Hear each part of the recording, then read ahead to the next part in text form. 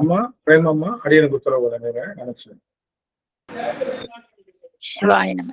தென்னாடுடைய சிவனே போற்றி, எந்நாட்டவர்க்கும் இறைவா போற்றி, காவாய் கனகத்திரளே போற்றி, கைலை மலையானே போற்றி போற்றி. ஐயா, நால்வர் துதி பாடி ஆரம்பிக்கையா. சிவாய நம.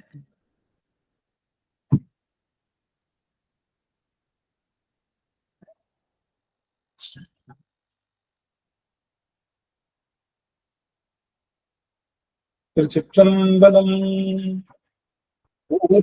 போன்று பொழித்த புகழியற்கோன் கடல் போற்றி, ஆலிமிசை கல்மிதப்பில் அணைந்த பிரான் அடி போற்றி, வாழி திருநாவலூர் வன் தொண்ட பதம் போற்றி, ஊழிமலி திருவாத ஊரல் திருத்தாள் போற்றி, ஊழிமலி திருவாத ஊரல் திருத்தாள் போற்றி.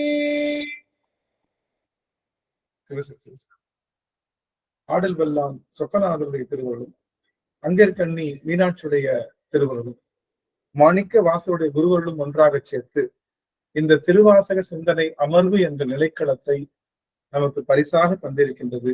அப்பேற்பட்ட குருவருளையும் திருவருளையும் அடியேன் மனம் மொழி மெய்களினாலே வழிபாடு செய்கின்றேன். மேலும் இங்கு குழுமி இருக்கக்கூடிய அத்துணை அடியார் பெருமக்களுடைய திருவடி தாமரைகளையும் அடியேன் சென்னிமேல் சூட்டி மகிழ்கின்றேன். திருச்சிற்றம்பலம். சிவாயனம் சிவாயனம். இப்பொழுதும் சொக்கநாதர் என்பா பாடி அதை தொடங்குவதனுடைய மனது. அந்த வகையில இன்றைய தினம்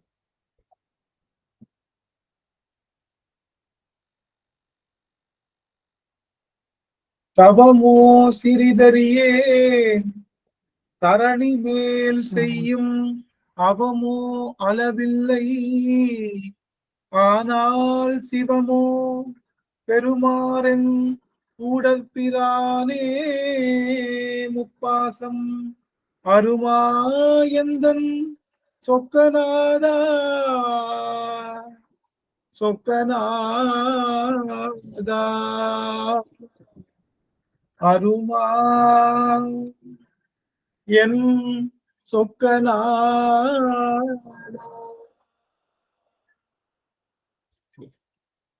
சொக்கநாதருடைய பெரும் கருணையினாலும் குருநாதருடைய மிகச்சிறந்த கருணையினாலும் நமக்கு இன்றைய தினம் குருநாதர் உணர்த்திய, அடியன் தியானத்தில் இருக்கும்போது குருநாதர் உணர்த்திய அந்த பதிகமானது அருட்பத்து என்ற அந்த பதிகம் தான் நமக்கு வழங்கி இருக்காங்க. நம்மளுடைய யாத்திரை பத்துக்கு அடுத்து நம்ம இப்ப பார்க்க போற அந்த ஒரு விஷயம் வந்து அருட்பத்து அப்படின்ற, எதுக்காக இதை வழங்குறாங்க, என்ன காரணத்துக்காக இதை வழங்குறாங்க அப்படிங்கிறது குருநாதர் வழங்கும் போது அது எனக்கு தெரியல. ஆனா இத பார்க்கும் போதுதான் தெரிஞ்சது எவ்வளவு தொடர்புடைய அந்த பதிகத்தை இது வழங்கியிருக்காங்க. எல்லா யாத்திரைக்கு போய் அந்த திருக்கதவு பக்கத்துல நிக்கிறோம். இப்ப எல்லாரும் எங்க போய் நிக்கிறோம்?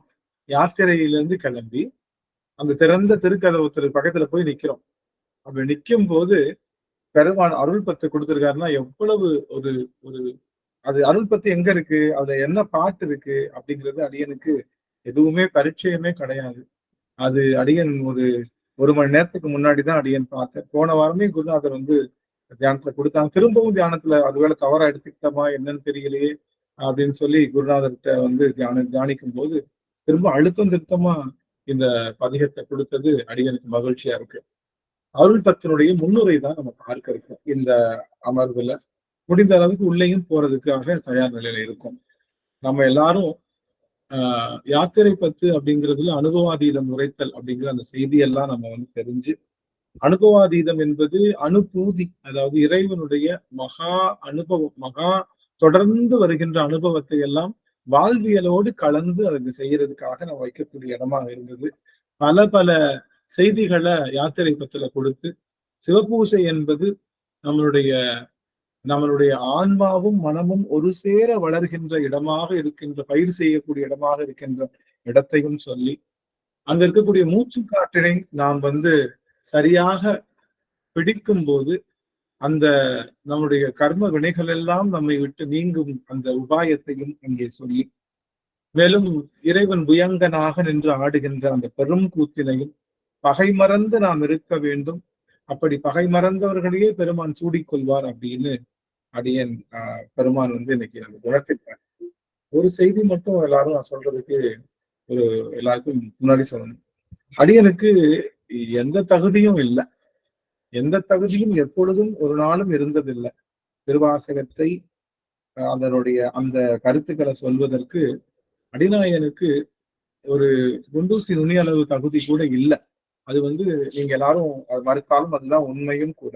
ஆனாலும் இது அடியனுடைய தகுதி பற்றி கூறியதல்ல. நான் அடியன் பேசுறதெல்லாம் எல்லாம் குருநாதர் கொடுக்கின்ற அந்த பெரும் செய்திய நாம இங்க வழங்குகின்ற ஒரு ஒரு ஒரு சின்ன இதுதானே தவிர இங்க அடியனுடைய சொந்த கருத்து அப்படிங்கிறது எதுவுமே கிடையாது. முழுவதும் குருநாதர் ஆட்கொண்டு அருள்கின்ற கருத்து. அதனால குருநாதருக்கு முழு தகுதி உண்டு. குருநாதரே அனைத்தையும் செய்கின்றார் என்ற பெரும் செய்தியை அடியன் வழிமொழிந்து குருநாதர் திருவடியை அடியன் தண்டமிட்டு வணங்கி மகிழ்ந்து எதுக்கூடிய அத்தனை அடியார்களுடைய திருவடி தாமரைகளையும் அடியன் பல்காலம் வீழ்ந்து வணங்கி மகிழ்ந்து இந்த அருள் பத்து என்ற அந்த பெரும் பதிகத்தை தொடங்கி அதை சரியா முடிவு செய்கிற அளவுக்கு அடியநாயனுக்கு அந்த மனத்தெம்பும் உடற்தெம்பும் தகுதியையும் வர வைக்கணும் அப்படிங்கிறத அத்தனை அடியார்கள் திருவதியும் அடியன் வணங்கிக்கிட்டு, இந்த அருள் பத்து அப்படின்றது போறதுக்கு முன்னாடி அருள் என்றால் என்ன, அருள் என்பது என்ன அப்படின்னு பார்த்தோம் அப்படின்னா, அருள் என்பது அருளும் நமக்கு தருகின்ற ஒரு கொடை, இறைவன் கொடுக்கின்ற ஒரு கொடை தான் அருள். கருணையினால் கலந்து ஆண்டு கொள்ளும் போது பிறப்பது அருள். இந்த அருள் அப்படின்னா என்ன அர்த்தம்னா, எந்த எதிர்பார்ப்புமின்றி இறைவன் நமக்கு தருகின்ற நன்கொடை, அதுதான் அருள். நாம இறைவனுக்கு செய்கின்றது அன்பு. இறைவனுக்கு நம்ம கொடுக்கிறது அன்பு. அந்த அன்பை இறைவன் நமக்கு கொடுக்கிறான். நாம ஏன் இறைவன் அன்பு செய்யறோம் அப்படின்னா, நமக்கு ஒரு எதிர்பார்ப்பு இருக்கு. அட்லீஸ்ட் முக்தி இன்பம், முக்தியை தர வேண்டும் என்ற ஒரு ஒரு குறிக்கோளாவது இருக்கும். எவ்வளோ பெரிய ஆளா இருந்தாலும் இங்கதான் முக்தி கிடைக்குது, இவன்கிட்ட அன்பு செய்யணுங்கிற அந்த ஒரு ஆற்றல் நமக்குள்ள இருக்கிறது. அப்ப இறைவனுக்கு முன்னாடி நாம் செய்கின்ற அந்த அன்புக்கு இறைவன் பிரதி உபகாரமாக செய்வது. அது அன்புக்காக நம்ம அன்பு பண்ணாலும் பண்ணாட்டினாலும் இறைவன் நமக்கு தருகின்ற பெரும் நன்கொடை. அவனிடம் வருகின்ற ஒரே ஒரு நன்கொடை. இறைவன் இருந்து நம்ம ஒண்ணு வாங்க முடியும் அப்படின்னா அது ஒண்ணுதான். அது என்ன அப்படின்னா அதுதான் அருள். மித்தது எல்லாம் இறைவன் கொடுத்த கருணை. அப்ப கருணை அப்படின்றதுக்கு ஒரு கால அளவு உண்டு. இப்ப நம்மள அந்த கருணை என்ன பண்ணுவோம், கருணைக்கு ஒரு கால அளவு உண்டு. கால அளவுனா எந்த நேரத்துல நம்ம கருணையா இருக்கணும், எப்படி செய்யணும். நம்மகிட்ட ஒருத்தவங்க ஒரு தடவை கேட்டாங்கன்னா செய்வோம், 2வது தடவை கேட்டாங்கன்னா செய்வோம், 3வது தடவையும் கேட்டாங்கன்னா என்ன பண்ணுவோம், வச்சு செஞ்சிருவோம். அவங்க வச்சு செஞ்சிருவோம். இது இவ்வளவு நாள் கொடுத்தது பத்தாதா, செய்ய தெரியாதா, அவ்வளவுதான். அப்போ நம்ம நார்மலா கொடுக்குற பொங்கலே இருக்கட்டுமே, பொங்கலே ஒருத்தவங்க வாங்குறாங்க, பாத்துக்கோ. அடுத்த தடவை இன்னொருத்தவங்க பொங்கல் வாங்குறாங்க, அவங்களே வாங்குறாங்க. என்ன சொல்லுவோம், ஏங்க மத்தவங்களுக்கும் வேணுங்க, கொஞ்சம் பாத்துக்கங்க. திரும்ப வாங்குறாங்க, என்னங்க தடவை சொல்ற கேட்கலையா. அப்போ நம்ம கொடுக்கின்ற கருணைக்கு ஒரு அளவீடு உண்டு. ஆனா இறைவனுடைய கருணைக்கு என்ன கிடையாது, அளவு கிடையாது. அப்படி அளவு இருந்திருந்தா என்ன பண்ணிருப்போம், அப்படி நம்மளால இந்த மனித பிறவிக்கே கொண்டு வந்திருக்க மாட்டேன். நாம செய்த அத்தனை அந்த எல்லா வினையையும் மனதிலே கொண்டு பெருமான் இந்த அளவு கொடுக்குறா. அவனுக்கு எல்லையற்ற கருணை. அந்த எல்லையற்ற கருணை தான் அருள். இறைவன் இருக்கக்கூடிய அந்த எல்லையற்ற கருணைக்கு பேரு அருள்னு சொல்லுவோம். ஏன்னா எத்தனை முறை தவறு செய்தாலும் எவ்வளவு தவறு செய்தாலும் இந்த ஆன்மாவை ஒரு நாளும் உய்தற் பொருட்டு சீ ஏதும் இல்லாது அப்படின்னு ஒரு வார்த்தை வரும். சீ ஏதும் இல்லாது எந்த இடத்துல வருது, நம்ம திருவம்பாவைன்னு நினைக்கிறேன்ல,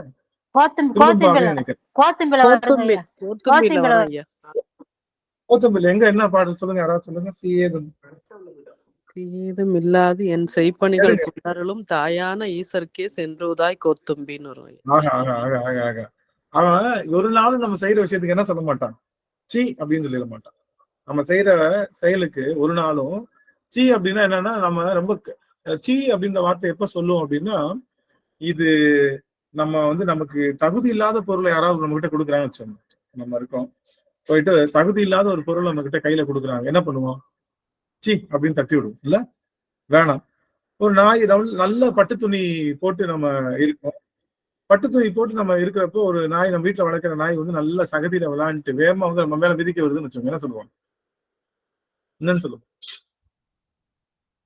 சி தள்ளிப்போ சொல்லுவோமா இல்லையா? சி தள்ளிப்போ, ஏன்னா மேல இருக்கிற அந்த ஆடை என்ன இருக்கு. ஆக எப்பெல்லாம் நமக்கு தகுதிக்கு குறைவான பொருள் நம்ம கையில கிடைக்குதோ அதை நம்ம என்னன்னு சொல்லுவோம்? சீன்னு சொல்லுவோம். தகுதிக்கு குறைவான பொருள் எப்ப நம்ம தகுதிக்கு குறைவான பொருள் கிடைக்குதோ அப்பெல்லாம் சி சொல்லுவோம்.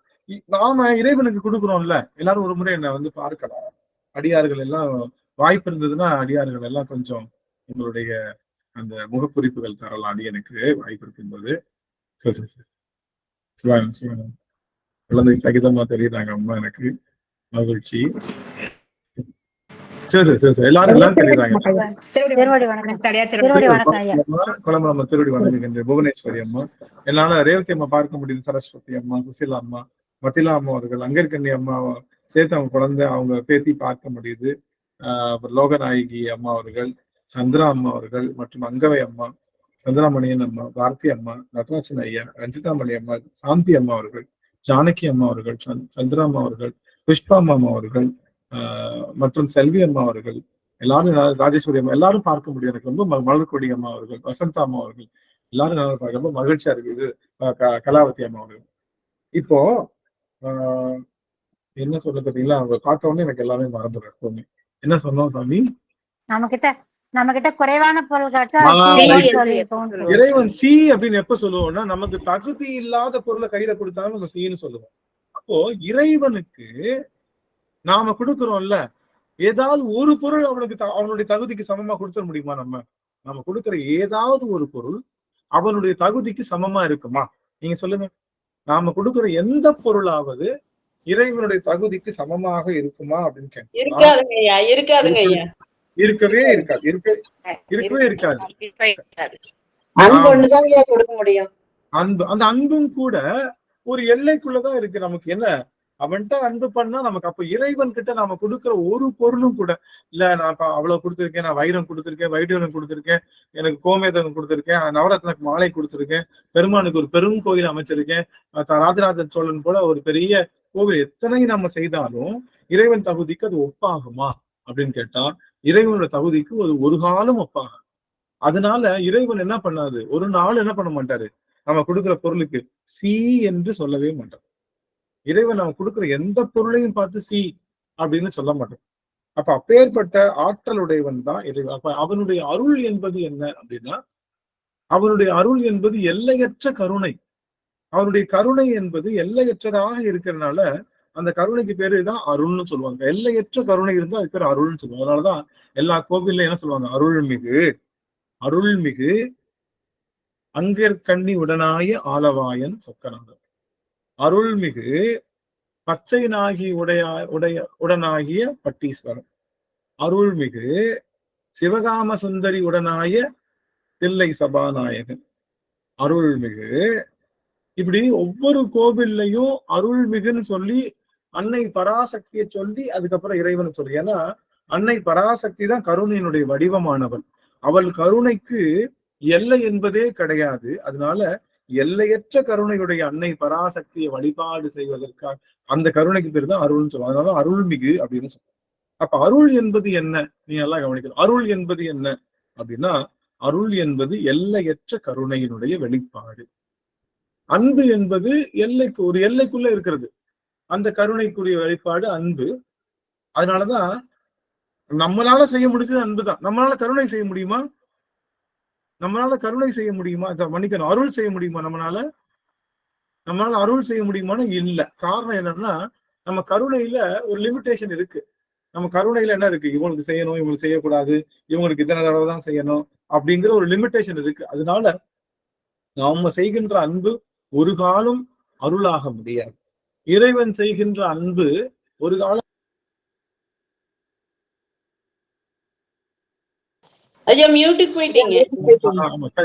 இறைவன் செய்கின்ற அன்பு ஒரு நாளும் என்னவா இருக்கும் நம்மளுக்கு இறைவன் செய்கின்ற அன்பு என்பது என்னன்னா அது அருளாகத்தான் இருக்க முடியும். அருள் என்பது எல்லையற்ற கருணை.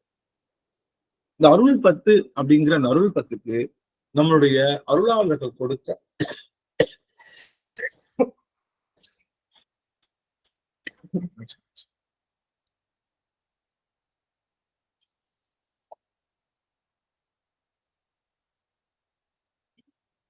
இந்த அருள் பத்துக்கு நம்ம அருளாளர்கள் கொடுத்த மிகப்பெரிய ஒரு அந்த குறிப்பு என்ன அப்படின்னு பாத்தீங்கன்னா மகா மாயா சுத்தி. மகா மாயா சுத்தி மாயனின்று நீங்குதல் அதந்துவன கேள் எனல் உள்ளம் கனிந்து அழை.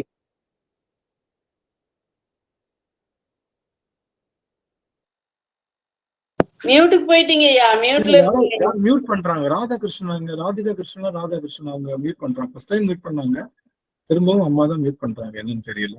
அம்மா இங்க மியூட் பண்ண வேணாம், நமச்சிவாய நீங்க இருந்துக்கலாம் சார். சரி. ஆக இன்னொருக்க சொல்லுங்க. மகாமாய சக்தி, சாரி மன்னிக்கணும், மகாமாய சுத்தி.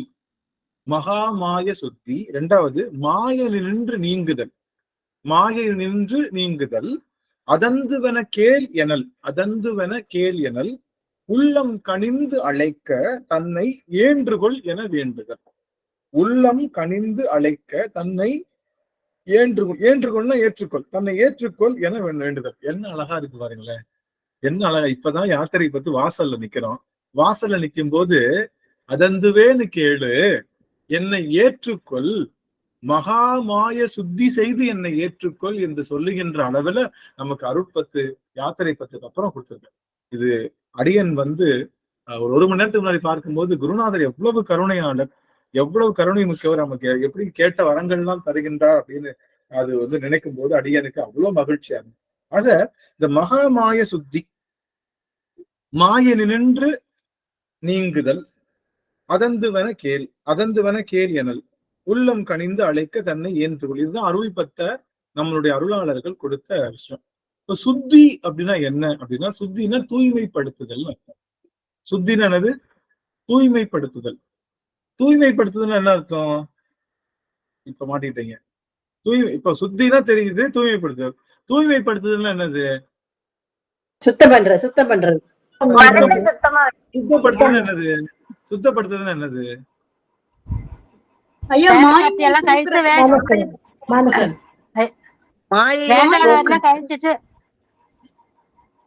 யாராவது ஒருத்தவங்க பேசலாம். புவனேஸ்வரிமா மாயை போக்குதல். மாயை போக்குதல். ரைட்டு. ஐம்புலம் நடக்குதல் ஐயா. ஐம்புலம் நடக்குதல் சுத்தி. அதாவது சுத்தி அப்படின்னா சுத்தம் பண்ணுதல் அப்படின்னு சொன்னோம். சுத்தம் பண்றதுன்னா என்ன அப்படின்னு கேட்டா, சுத்தம் பண்றதுன்னா என்ன சுவாமி? சுத்தம் பண்றதுன்னா அடியார்கள் எல்லாருமே அகத்தூய்மைங்கய்யா. அகத்தூய்மை. தூய்மை சுத்தம் அகத்தூய்மை நீக்குதல். தூய்மை அப்படின்னா என்னன்னா அந்த வேண்டியவற்றை எடுத்துக்கொண்டு வேண்டாதவற்றையெல்லாம் தள்ளுகிறது. ஆமா, தூய்மை என்பது என்ன அப்படின்னா அந்த பொருளை நீக்கிறதுக்கு பேர் தான் தூய்மை. தூய்மை வீட்டுல குப்பையை தூய்மை பண்ண போறோம் அப்படின்னா, வீட்டை தரையை தூய்மை பண்ண தரையில இருக்கக்கூடிய அந்த விஷயங்கள் எல்லாம் நீக்கிறோம் இல்லையா? அப்ப தூய்மை அல்லது சுத்தி அப்படின்னா நீக்குதல் அர்த்தம். சுத்தி பண்ணுனா அதை நீக்குன்னு அர்த்தம். சுத்தப்படுத்து அப்படின்னா என்ன அர்த்தம்? நீக்கு அப்படின்னு அர்த்தம். இந்த மகா மாயா அப்படின்னு சொல்லுகின்ற அந்த மகா மாயைய என்ன பண்றோம்? நம்ம நீக்கணும். மகா மாயைய நீக்கணும் தான் மகா மாய சுத்தி அப்படின்னு சொல்றாங்க. நீங்க இதே பாத்தீங்கன்னா திருவம்பாவை எடுங்க. எல்லாரும் திருவம்பாவை புத்தகம் கையில வச்சுக்கீங்கல்ல, எடுங்க பார்க்கலாம். திருவம்பாவை எத்தனாவது பாட்டு? 6ஆ 7ஆ? 20 ஐயா. திருவம்பாவை 7வது. பள்ளி எழுச்சி தானே? திருவம்பாவை இல்லையா? திருப்பள்ளி எழுச்சி. திருப்பள்ளி மன்னிக்கணும், 20வது பாட்டு எடுங்க. 7 தாங்க திருவம்பாவை. ஆமா, திருவம்பாவை அது இல்ல. திருப்பள்ளி எழுச்சி எடுங்க எல்லாரும். திருப்பள்ளி எழுச்சா எடுங்க எல்லாரும். திருப்பள்ளி எழுச்சி 20வது பாட்டு எடுத்துட்டீங்களா? திருப்பள்ளி எழுச்சி எல்லாரும் எடுத்துட்டீங்களா? அதுல என்ன சுத்தி போட்டிருக்காங்க? தலைப்பு கேக்குறீங்களா? தலைப்பு திருப்பள்ளி எழுச்சி கீழே சில குறிப்புகள் கொடுத்திருக்காங்கல்ல. திரோதான என்ன சுத்தி சுத்தி? ஐயா. திரோதான சுத்தி. திருப்பள்ளி எழுச்சி திரோதான சுத்தி. அருள் மறைப்பாற்றலின் மகாமாய வழிமடங்குதல். சுத்தி. ஆமா, திருப்பள்ளி எழுச்சி என்பது திரோதான சுத்தி, அருள் பத்து என்பது மகாமாய சுத்தி. ரெண்டுக்கும் வித்தியாசம் உண்டு. மகாமாயை அப்படின்றது வேற, மாயை அப்படின்றது வேற. இந்த மாயை தான் திரோதானம். மாயை தான் அது திரோதானம். மகாமாயன்றது வேற. மகமாயின்னு சொல்லுவோம். யாருக்கு பேர் உண்டு? யாருக்கு பேர் உண்டு? மகாமாயி. அதுதான் மகாமாயை அப்படின்னா அவ பேர் மகமாயி அப்படின்னு சொல்றோம். அன்னை பராசக்திக்கு மகமாயி அப்படின்னு ஒரு பேரு உண்டு. மகமாயின்னா மாயைக்கே மாயை செய்கின்றவள் அவ. மாயைக்கும் மாயை, மாயை இருக்கு இல்லையா, மாயை என்பதை எடுக்கிறோம். இப்போ அதுக்கு பேரு மாயேயம்னு சொல்லுவோம். மாயேயம் அப்படின்னா என்னன்னா, எப்படி ஒரு மண்பாண்டம் செய்யக்கூடிய குயவன் நிறைய மண்ணுல இருந்து கொஞ்சம் போல மண்ணை எடுத்து ஒரு பானை செய்யறானோ, அது போல மகாமாயிலிருந்து ஒரு மாயையை தான் எடுத்து சாமி இந்த பிரபஞ்சத்துக்கு கொடுக்குறாரு. புரியுதுங்களா? முழு மாயையெல்லாம் கொடுக்கல. முழு கொஞ்சம் போல மாயை கொடுத்ததுக்கே நம்ம கண்ணும் தெரியல, காதும் தெரியல, நம்ம எங்க இருக்கோம்னு தெரியல, என்ன மாதிரி சூழல்ல மாட்டிக்கிறோம்னு தெரியல, முழு மயக்கம் ஏற்படுது. அந்த மொத்த மாயையும் வந்ததுன்னா நம்மளால என்ன பண்ண முடியாது? நம்மளால எதையுமே அனுபவிக்க முடியாது. அந்த அந்த மாயைக்கே அடிப்படை ஆதாரமா இருக்கக்கூடியவள் அன்னை பராசக்தி. அதனால அவளுக்கு மகமாயின்னு பேர்.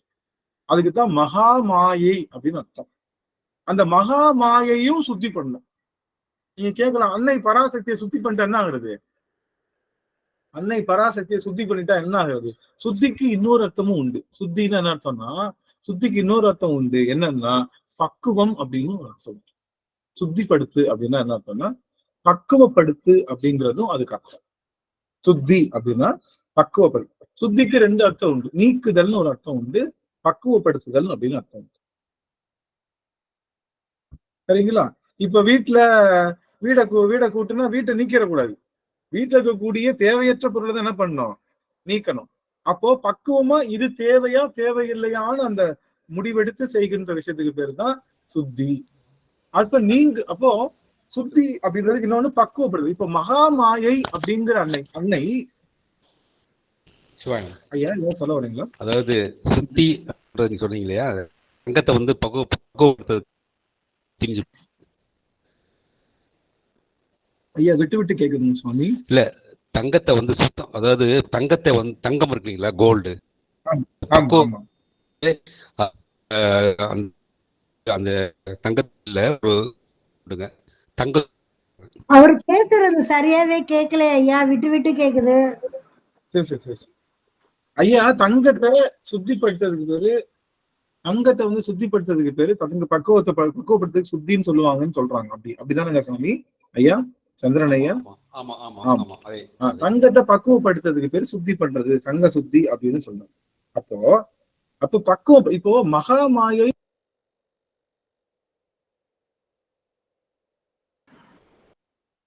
ஐயா மியூட்ல இருக்கீங்க. ஆமா ஆமா, மாசிலாமணி ஐயா மியூட் பண்ணாங்க. சரி பரவாயில்ல. மகாமாயை அப்படிங்கிற அந்த ஒரு ஒரு சுத்தி அன்னை பராசக்தி இருக்கக்கூடிய அந்த அதுதான் அன்னை பராசக்தி தான் என்னவா இருக்கா? மகாமாயா இருக்கா. அவளை பக்குவப்படுத்து, அவளை நீக்கிறது அப்படின்னா என்ன அர்த்தம் அப்படின்னா, அவளை பக்குவப்படுத்தினா அன்னை மகாமாயை பக்குவப்படுத்த என்ன கிடைக்கும்? மாயைய பக்குவப்படுத்திட்டா நமக்கு கிடைக்கக்கூடிய விஷயம் திரோதானம் தானே சொன்னோம். திரோதானம் சின்னதா இருந்தா திரோதானம், பெருசா இருந்தா அது பேர் என்னது? மகாமாயை. சின்னதா இருந்தா திரோதானம் மறைப்பு, அதே மறைப்பு ரொம்ப பெருசா இருந்தா அது பேர் என்னது? மகாமாயை. சின்ன மாயைக்கு பேரு திரோதானம் பேரு, அது பேர் மறைப்பு. அந்த மறைப்பு சக்தியை பக்குவப்படுத்திட்டோம்னா அது என்ன சக்தியா மாறிடும்? திரோதான சக்தியை பக்குவப்படுத்திட்டா அது என்னவா மாறிடும்? மகாமாயை. இல்ல, திரோதான சக்தி இருக்கு இல்லையா, அத பக்குவப்படுத்திட்டா, அதை நீக்கிட்டா நமக்கு என்ன ஒரு சக்தி கிடைக்கும்? அந்த சக்திக்கு பேரு திருவருள் சக்தின்னு பேரு. திருவருள் சக்தி. திருவருள் சக்தின்னு பேரு.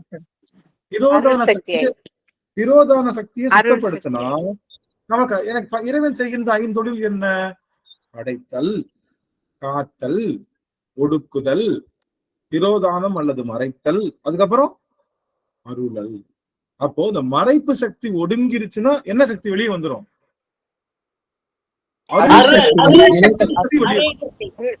அருள் சக்தி வெளியே வரும். அப்போ இந்த மகா மாயை என்ற சக்திய பக்குவப்படுத்தினா, அது அந்த அந்த டப்பாக்குள்ள போட்டு அதை பக்குவப்படுத்தினா, கொஞ்ச நாள் கழிச்சு இப்ப ஊறுகாய் இருக்கு, என்ன பண்ணுவோம்? அந்த மாங்காய், உப்பு எல்லாத்தையும் உள்ள போட்டு குலுக்கி அதுக்குள்ள கொஞ்சம் அந்த தேவையான பொருள் எல்லாம் போட்டு வச்சுட்டு ஒரு தனித்தனியா இருந்தது இல்லையா, கொஞ்ச நாள் கழிச்சு அதை ஓபன் பண்ணி பார்த்தா என்னவா மாறிடும்? மாங்காய் தனியா, உப்பு தனியா, எல்லாம் தனியா இருந்தது இப்ப என்னவா மாறிடும்? ஊறுகாய்ன்ற பொருளா தனியா மாறிடுது, கலந்து ஊறுகாய்ன்ற பொருளா மாறிடுது இல்லையா? அது போல இந்த திரோதானம் என்ற சக்தி, ஆமா, திரோதானம் என்ற சக்திய நாம பக்குவப்படுத்திட்டோம் அல்லது அதை நீக்கிட்டோம் அப்படின்னா அது என்னவா மாறிடும்னா திருவருள் சக்தியாக மாறும். அதே சக்தி தான் அது என்னவா மாறுது? திருவருளாக மாறுகின்றது. அப்ப சின்ன, நல்லா கவனிங்க, சின்ன மறைப்பு சக்திக்கு பேர் என்னது? திரோதானம். சின்ன மறைப்பு சக்திக்கு பேரு திரோதானம். அத நம்ம பக்குவப்படுத்துற என்ன கிடைக்கும்? திருவருள் சக்தி கிடைக்கும். புரியுதுங்களா? அப்போ பெரிய திரோதானத்துக்கு பேர் என்ன? மகாமாயை. பெரிய திரோதானத்துக்கு பேரு மகாமாயை. அந்த மகாமாயை சக்தியை பக்குவப்படுத்தினா என்ன கிடைக்கும்? அருள் சக்தி. என்ன அருள் சக்தி? கரெக்ட் தான், மகா அருள் சக்தி அல்லது பேரருள் சக்தின்னு சொல்லுவோம். அது பேர் என்ன சொல்லுவோம்? பேரருள் சக்தின்னு சொல்லுவோம். நம்ம சின்ன திரோதானத்தை, சின்ன மாயைய மறைச்சா கிடைக்கக்கூடிய திருவருள் இப்போ யாத்திரை முடிஞ்சு அவனுடைய வாசல்ல நிக்கிறோம். சாமி என்ன பண்றாரு? மகா மாயையை சுத்தப்படுத்தி பேர் அருளை நம்ம கிட்ட செலுத்துகின்ற இடமாக அமைவதுதான் இந்த அருள் பக்தி. அப்போ மகாமாய சுத்தி என்பது என்ன அப்படின்னா, இறைவனுடைய அந்த முழு மாயை கட்டுப்பாட்டையும் நீங்கி முழு திருவருள். இப்போ திரோதானத்துல இருந்து விடுபட்டா எது நம்ம பிடிக்கும்? திரோதானத்தை விட்டுட்டோம்னா எது நம்ம பிடிச்சுக்கிறோம்? திருவருள் பிடிச்சுக்கிறோம். அந்த திருவருள் நம்மளை விட்டாலும் விட்டுரும். ஏன்னா சின்ன திரோதானம் சின்ன திருவருள், அதனால அதை விட்டாலும் விட்டுரும். ஆனா இப்ப என்ன பண்ண போறோம்? மகாமாயே சுத்தி பண்றப்போ நமக்கு கிடைக்கக்கூடிய அந்த எது நம்மளை பற்ற போகுதுன்னா பேரருள் நம்ம பற்ற போகுது. என்ன பண்ண முடியாது? இந்த பக்கம் விலகினாலும் என்னதான் இருக்கும்? இந்த பக்கம் விலகினாலும் பேரருள் தான் இருக்கும். இந்த பக்கம் விலகினாலும் பேரருள் தான் இருக்கும். முன்னாடி விலகினாலும் பேரருள், பின்னாடி விலகினாலும் பேரருள். நீங்க எந்த பக்கம் விலகினாலும் பேரருளாலே சூழப்பட்டதால இது திருவருளை பொழிகின்ற இடமாக அமைவது இந்த அருள் பத்து. திருவருளை திருவருள் எப்ப பொழியும்? நமக்கு டெய்லி வருகின்ற நமக்கு அப்பப்போ ஒரு மாய சக்தி வரும். என்ன வரும்? ஐயோ இதெல்லாம் நல்லா இருக்கே, அது நல்லா இருக்கே, இதுக்காக ஓடுவோமே, அதுக்காக ஓடுமேன்ற அந்த மாய சக்தி மனசுக்குள்ள வரும். அதை அடக்கணும்னா உடனே நமக்கு கிடைக்கக்கூடியது என்ன? அதை அடக்கணும்னே நமக்கு உடனே கிடைக்கக்கூடியது என்ன அப்படின்னு பார்த்தா அதுதான் சின்ன திருவருள். ஆனா மகாமாயை என்று சொல்லுகின்ற அந்த மகாமாயையே பக்குவப்படுத்தும் போது கிடைக்கக்கூடியது பேரருள் சக்தி. அந்த பேரருள் சக்திக்குள்ள போயிட்டோம்னா மீண்டும் நாம எதுக்குள்ள மாட்ட மாட்டோம்? மாயை என்றக்குள்ள மாட்ட மாட்டோம். மாயை என்பதற்குள்ள மாட்ட மாட்டோம். நல்லா தெரிஞ்சுக்கிட்டீங்களா? மாயை என்பதற்குள்ள மாட்ட மாட்டோம்.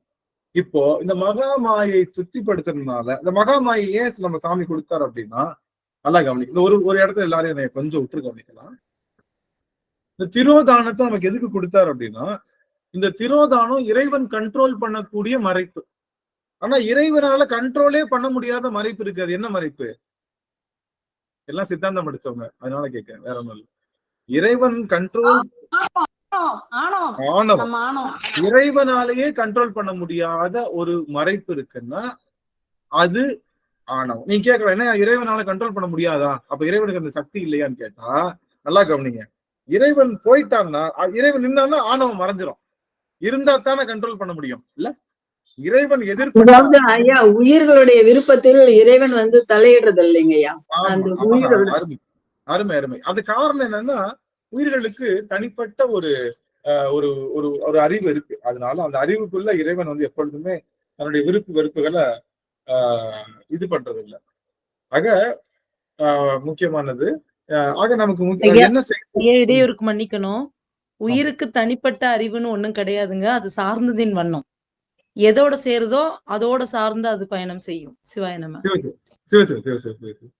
இந்த உயிருக்குரிய அறிவை சிற்றறிவு அப்படின்னு நம்ம சொல்றோம்.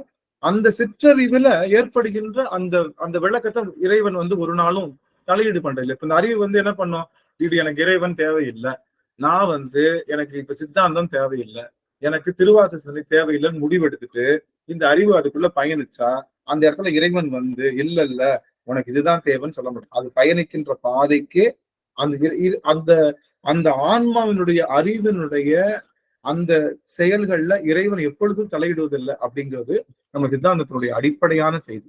ஆக இந்த மகாமாயை என்று சொல்லுகின்ற மகாமாய அப்படின்ற சக்தி, அந்த சக்தியை சுத்தி பண்ணோம் அப்படின்னா அது பேரருள் சக்தியாக மாறும். எப்படி திரோதானத்தை சுத்தி பண்ணா திருவருள் சக்தி வருவது போல மகாமாயையை சுத்தி பண்ணும் போது, அதை பக்குவப்படுத்தும் போது அது என்னவா மாறுது அப்படின்னா அது பேரருள் சக்தியா மாறனால அந்த பேரருள் சக்திக்குள்ள போயிட்டா திரும்ப மீண்டும் வாராத நிலை. இப்ப நான் ஏன் இதை சொன்னேன் அப்படின்னா, இந்த திரோதான சக்தியை முதல்ல இறைவன் எதுக்காக கொடுத்தாரு அப்படின்னா, இந்த திரோதானம் மாதிரிதான் ஆணவமும் இருக்க போது.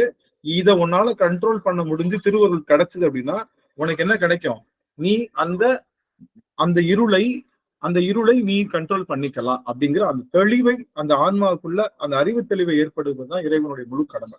அப்போ இப்ப நமக்கு என்ன ஆயிடுச்சு, திரோதானமும் சுத்தி பெற்று திருவருளாக மாறிவிட்டது, மகாமாயையும் சுத்தி பெற்று பேரருளாக மாறிவிட்டதுனால இப்ப எனக்கு என்ன ஏற்பட்டதுன்னா முழு நீள தெளிவு ஏற்பட்டு முழுநீள தெளிவு ஏற்பட்டதுனால எனக்கு மாயையினுடைய கட்டுப்பாடு எனக்குள்ள இருக்காது.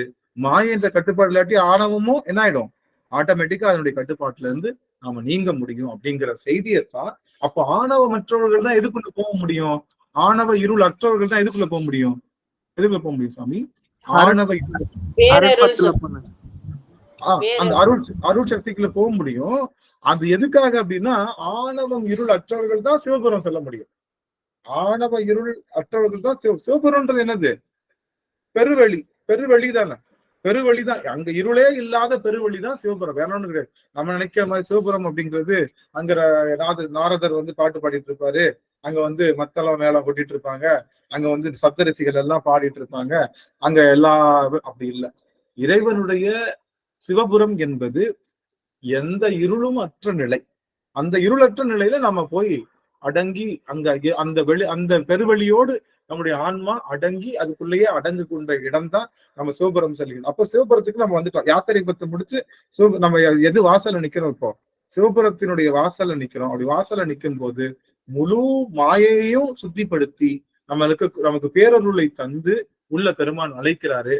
அப்படி அழைக்கும் போது நம்ம என்ன சொல்லணும், பெருமான்கிட்ட என்ன கேட்கணும் அப்படிங்கிறத மணிவாசக பெருமான் சொல்லுவதாக அமைவதுதான் இந்த அருள் பத்து. இந்த அருள் பத்துல ஒரு வார்த்தை இருக்கு, அதந்துவே அப்படின்ற வார்த்தை. நீங்க எல்லா இடத்தையும் பாத்தீங்கன்னா அதந்துவே என்று அருளாயே, அதந்துவே என்று அருளாயே, அதந்துவே என்று அருளாயே என்று பல இடங்கள்ல அதந்து அப்படிங்கிற வார்த்தை இங்க இருக்கு. இந்த அதந்து அங்க போயிருங்க, அங்க வெளில போயிரு.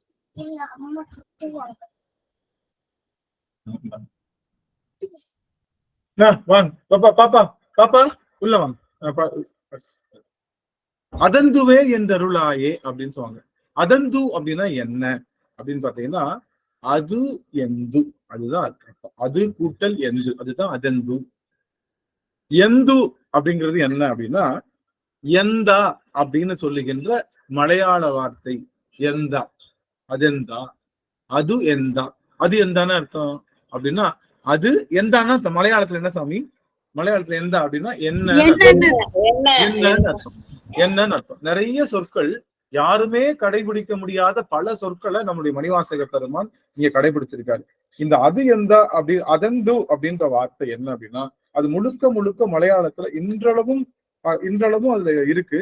அதாவது அதெந்து அப்படின்னா அது என்ன அப்படின்னு அது எப்ப கேட்பாங்கன்னா, யாராவது கூப்பிட்டாங்கன்னா இந்த வரேன் சொல்லுவாங்க இல்லையா, எப்ப ஆனந்த் இங்க வாப்பா அப்படின்னு சொல்லி கூப்பிட்டாங்கன்னா வரதுக்கு முன்னாடி நம்ம என்ன சொல்லுவோம், வரதுக்கு முன்னாடி என்ன சொல்லுவோம், தோ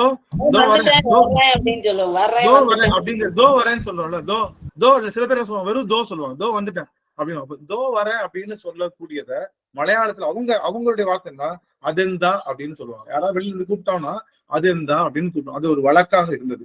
மணிவாசக பெருமான் சேர நாட்டிலையும் அவருடைய தன்னுடைய மொத்த இன்னும் திருவாசகம் மலையாள மக்கள் பெரிதும் கொண்டாடப்படுகின்ற ஒரு நூல். நம்ம கொண்டாடுறதுக்கு முன்னாடி இப்பதான் நம்ம ஒரு 20 வருஷமா 15 வருஷமா தான் முற்றோதல் செய்துட்டு இருக்கோம். ஆனா நம்மளுடைய கேரள தேசத்துல இந்த திருவாசகத்தை ரொம்ப வருடத்துக்கு முன்னாடியே அவங்களுக்கு தொடர்ந்து அவங்களுக்கு என்னன்னே தெரியாமலே முற்றோதல் செய்திருக்காங்க. இன்னொரு முக்கியமான செய்தி, தாய்லாந்து அந்த நம்மளுடைய ஜாவா, சுமத்ரா இந்த படுகையெல்லாம் இருக்கு இல்லையா, அந்த தீவுகள்ல ஒரு தீவுல நம்ம அங்க இருக்கக்கூடிய மன்னருக்கு முடிசூட்டும் போது திரியம்பகே அப்படின்னு சொல்லுவாங்க அப்படின்னு அந்த மக்கள் சொல்லிட்டு இருக்காங்க. என்ன திரியம்பகேன்னா அவங்க ஏதோ ஒரு பாசையில பேசிட்டு இருக்காங்க. அது என்ன அப்படின்னு ஒரு ஆராய்ச்சி செய்யும் போது பாத்தீங்கன்னா அது ஒண்ணும் கிடையாது. திரியம்பகேன்றது திருவம்பாவை பாடிதான் அங்க இருக்கக்கூடிய மன்னனுக்கு இன்றளவிலும் இன்னைக்கும் அங்க இருக்கக்கூடிய அந்த தீவுகள்ல அங்க இருக்கக்கூடிய அந்த அரசர் மக்களாட்சி இருந்தாலும் மன்னருக்கு முடிசூட்டுகின்ற ஒரு விழா இருக்கு. அந்த விழால திரியம்பகை தான் சொல்றாங்க, காதை கொடுத்து கேட்டா திருவம்பாவையில போட்டு என் வாழ்முதலாகிய அந்த பாடலைத்தான் அவங்க வேற மாதிரி அவங்க செதிவழி செய்தியாவே கேட்டனால அவங்களுக்குரிய பாஷையில பாடிட்டு இருக்காங்க. ஆக இந்த திருவாசகம் என்பது பல வட்டாரங்கள்ல பல மொழி வழக்குகளை தாங்கியதாக அமைகின்றது. அந்த வகையில அதந்து அப்படின்னா தோ வரேன் அப்படின்னு அர்த்தம். அதந்துனா இதோ வர்றேன் அப்படின்னு சொல்லுகின்ற வார்த்தைக்கு பேரு அதந்துவே. அதந்து அப்படிங்கிறது அந்த மலையாள சொல்லு. அது மலையாளம் இப்படிக்குதான் நம்ம மலையாளம்னு பிரிக்கிறோம். தமிழ் என்ற பெருமொழியிலிருந்து தான் வந்தது என்னது, அந்த வட்டார வழக்கா வந்ததுதான் மலையாளம், தெலுங்கு, துளு, கன்னடம் என்று சொல்லுகின்ற எல்லா மொழிக்கும் தாய்மொழியாக இருந்தது தமிழ் மொழி தான். அது எப்படி திருநெல்வேலியில என்னல அப்படின்னு பேசுறோம், அது மெட்ராஸ்ல வேற பாஷை பேசுற மாதிரி தமிழானது இருந்து அங்கிருந்து பிரிஞ்சு போறப்போ அது மலையாளமாவும் துளுவாவும் கன்னடமாவும் தெலுங்காவும் இருந்தது. ஆக இன்னைக்கு இது மலையாளம். ஆனா மணிவாசக பெருமான் காலத்துல அது என்னது, தமிழ் தான். அதெந்து அப்படிங்கிற வார்த்தை தமிழ்ல தான் இருக்கு. ஆக அந்த வார்த்தையை சொல்றாரு இங்க சுவாமி. அப்போ இந்த அருள் பத்து முழுக்கவே அதந்துவே என்றருளாயே அப்படின்னு சொல்றாங்க. அது என்ன அப்படின்ற பார்த்தோம். அப்போ 2 விஷயம் மட்டும் ஞாபகம் வச்சுக்கணும். அருள் பத்து என்பது மகாமாய சுத்தியை தருகின்றது. மகாமாய சுத்தி என்பது என்ன, நீங்க தான் சொல்லணும். மகாமாய சுத்தி என்பது என்ன? பேரருள் சக்தி. அருமை. பேரருள் சக்தி பெறுவது. இந்த பேரருள் சக்திக்கும் திருவருள் சக்திக்கும் உள்ள வித்தியாசம் என்னன்னா, திருவருள் சக்தி கிடைச்சதுக்கு அப்புறம் மீண்டும் பிறப்பதற்கோ அதை நழுவி வருவதற்கோ வாய்ப்பு உண்டு. ஆனா பேரருள் சக்தி கிடைத்ததுக்கு அப்புறம் அதை விட்டு நழுவி வருவதற்கு வாய்ப்பே இல்லை. எந்தெந்த ஆன்மாக்கள் எல்லாம் பேரருள் சக்தி பெறுகின்றவோ அவர்கள் எல்லாம் நிரந்தர முக்தி. அதாவது பரமுக்தி பதமுக்தின்னு 2 முக்தி உண்டு. பதமுக்தின்னா என்னன்னா போயிட்டு திரும்ப வரலாம், சிவனுடைய தலத்துக்கே போயிட்டு வரலாம். பரமுக்தின்னு சொல்றோம் இல்லையா, பரமுக்தி என்பது போனா திரும்ப வரமாட்டோம், அது பேரு பரமுக்தி. 2 பலவான முக்தியை நம்ம சுவாமி நமக்கு தர்றாரு. நடராஜன் ஐயா சுவாமி ஏதாவது சொல்ல வரீங்களா ஐயா? கரமளி இருக்காங்க. சரி, ஆக பதமுக்தி பரமுக்தின்னு என்று சொல்லுவோம். பரமுக்தி என்பது இறைவனிடம் ஒரு முறை கலந்து விட்டால் மீண்டும் வரமாட்டோம், 2 கலத்தல், அது சாயுஜ்ய நிலைன்னு சொல்லுவோம். பதமுக்தி என்பது பதம்னா என்ன சாமி? என்ன பதம்னா என்னது? அவருடைய கலல்கள் ஐயா, கலல்கள். பதம்னா என்ன சாமி? அவருடைய இறைவனுடைய கலல்கள் தான் பதம் ஐயா. திருவடி பதம். பதம் என்பது என்ன அப்படின்னு பார்த்தோம்னா பிரிக்கிறதுங்க பதம்னா. ஒரே ஒரு சொல்லு மணிக்கட்டு பதப்படுத்துதல் ஐயா. சொல்லுங்க. பதம் என்பது என்ன அப்படின்னா, இப்ப நான் ஒன்னு வார்த்தை சொல்லிட்டு உங்களுக்கு எல்லாம் புரிஞ்சிடும். பதம்னா வெண்ணெய்ன்னு கூட சொல்லுவாங்க. பதம்ன்றத வெண்ணெய்ன்ற அர்த்தது கூட பதம்னு சொல்லுவாங்க. இல்ல இப்ப சொன்னது எல்லாமே எல்லாம் மறந்துருங்க எல்லாரும். பதம் என்னன்னா, இப்போ நம்ம சாமி இல்ல ஒரு நிமிஷம் அடியாருக்கு வாய்ப்பு கொடுங்க. உங்களுக்கு எல்லாத்துக்கும் கொடுத்தாச்சு. அடியார்கள் கேட்க மட்டும் செய்யலாம். இப்போ பதம் என்பது நம்ம கோவில்ல போறோம்ல, நம்ம கோயில்ல சண்டேஸ்வர பதத்துல யார் இருக்கா? நாம நார்மலா வழிபாடு செய்கின்ற கோவில்ல சண்டேஸ்வர பதத்துல யார் இருக்கா? சண்டேஸ்வர பதம்னு சொல்லுவோம், அது பேரு. சண்டேஸ்வர பதத்துல யார் சாமி இருக்கா? நீங்க தான் சொல்லணும். விசார சர்மர் இருக்காரு. இதுவே தில்லையில சண்டேஸ்வர பதத்துல யார் இருக்கா? பிரம்மா. இதுவே திருவாரூர்ல யார் இருக்கா? பிரம்மா இருக்கார். அப்போ சண்டேஸ்வர பதம் என்பது, பதம்னா என்ன சாமி? பதம் இடம், இடம், பதவி, அந்த பதவி. அந்த பதவி, அந்த பதவின்ற வார்த்தை தான் பதம். அது பதவி அப்படின்றது என்ன? பதம் கூட்டல் வீணா மேலானதுன்னு அர்த்தம். வீணனது மேலானது. பதம்னா என்னன்னா இடம். மேலான இடத்துக்கு பேரு தான் பதவின்னு அர்த்தம். அதனாலதான் எனக்கு அந்த பதவி வேணும்னா மேலான இடம், ரொம்ப உயர்ந்த இடத்துக்கு பேரு தான் பதவி. அப்போ சிவனுடைய பதத்துல நிக்கிறது ஒரு முக்தி, சிவனுடைய பரத்துல நிக்கிறது ஒரு முக்தி. சிவனுடைய பதத்துல நிக்கிறதுனா எதுன்னா சாரூபம் தான் சிவபதம். சாரூபம் தான் சிவபதம். அது பாத்தீங்கன்னா அவங்களுக்கு என்ன இருக்கும்? சிவபெருமான் போலவே சடாமுடி, சிவபெருமான் போலவே நெற்றிக்கண், சிவபெருமான் போலவே இப்ப கால பைரவர், இது மாதிரி அந்த சாரூபம் பெற்றவர்கள் இருக்காங்க இல்லையா? அந்த சாரூபம் இதுக்கு எடுத்துக்காட்டு என்னன்னா, சாரூபராக விளங்கியவர் யாரு? இறைவன் அப்படியே உரிச்சிருந்தவர் யாரு? இறைவனும் சுந்தரர். சுந்தரர் அங்கிருந்து என்ன பண்ணாரு? பார்த்துட்டு திரும்ப எங்க வந்தாரு? இங்க வந்தாரு, பூமிக்கு வந்தாரு. ஆமா, வந்தாரு. அந்த முக்திக்கு பேரு பதமுக்தி. ஏன்னா இறைவனுடைய பதத்துல நின்னாங்க, சாரூபத்துல நின்னாங்க. அதனால பதம் அங்க கிடைச்சதுன்னா அந்த முக்தி மூலம் திரும்ப கீழே வரலாம், வர்றதுக்கு வாய்ப்பு உண்டு, வராமலும் இருக்கலாம். அது வந்து கண்டிப்பா வந்துருவாங்க. அதாவது திரும்ப வந்தே திரும்ப இல்லை, அவர்கள் வருவதற்கு வாய்ப்பு உண்டு, மீண்டும் பிறப்பெடுப்பதற்கு வாய்ப்பு உண்டு. அது பேரு பதமுக்தி. பரமுக்தி என்பது இறைவனோடு ஒன்றரை கலந்ததுக்கு அப்புறம் அவர்கள் வந்து எப்படி இருப்பாங்கன்னா சாயுஜ்யம். அவங்களுக்கு உருவம் இருந்தா தானே திரும்ப வர முடியும்.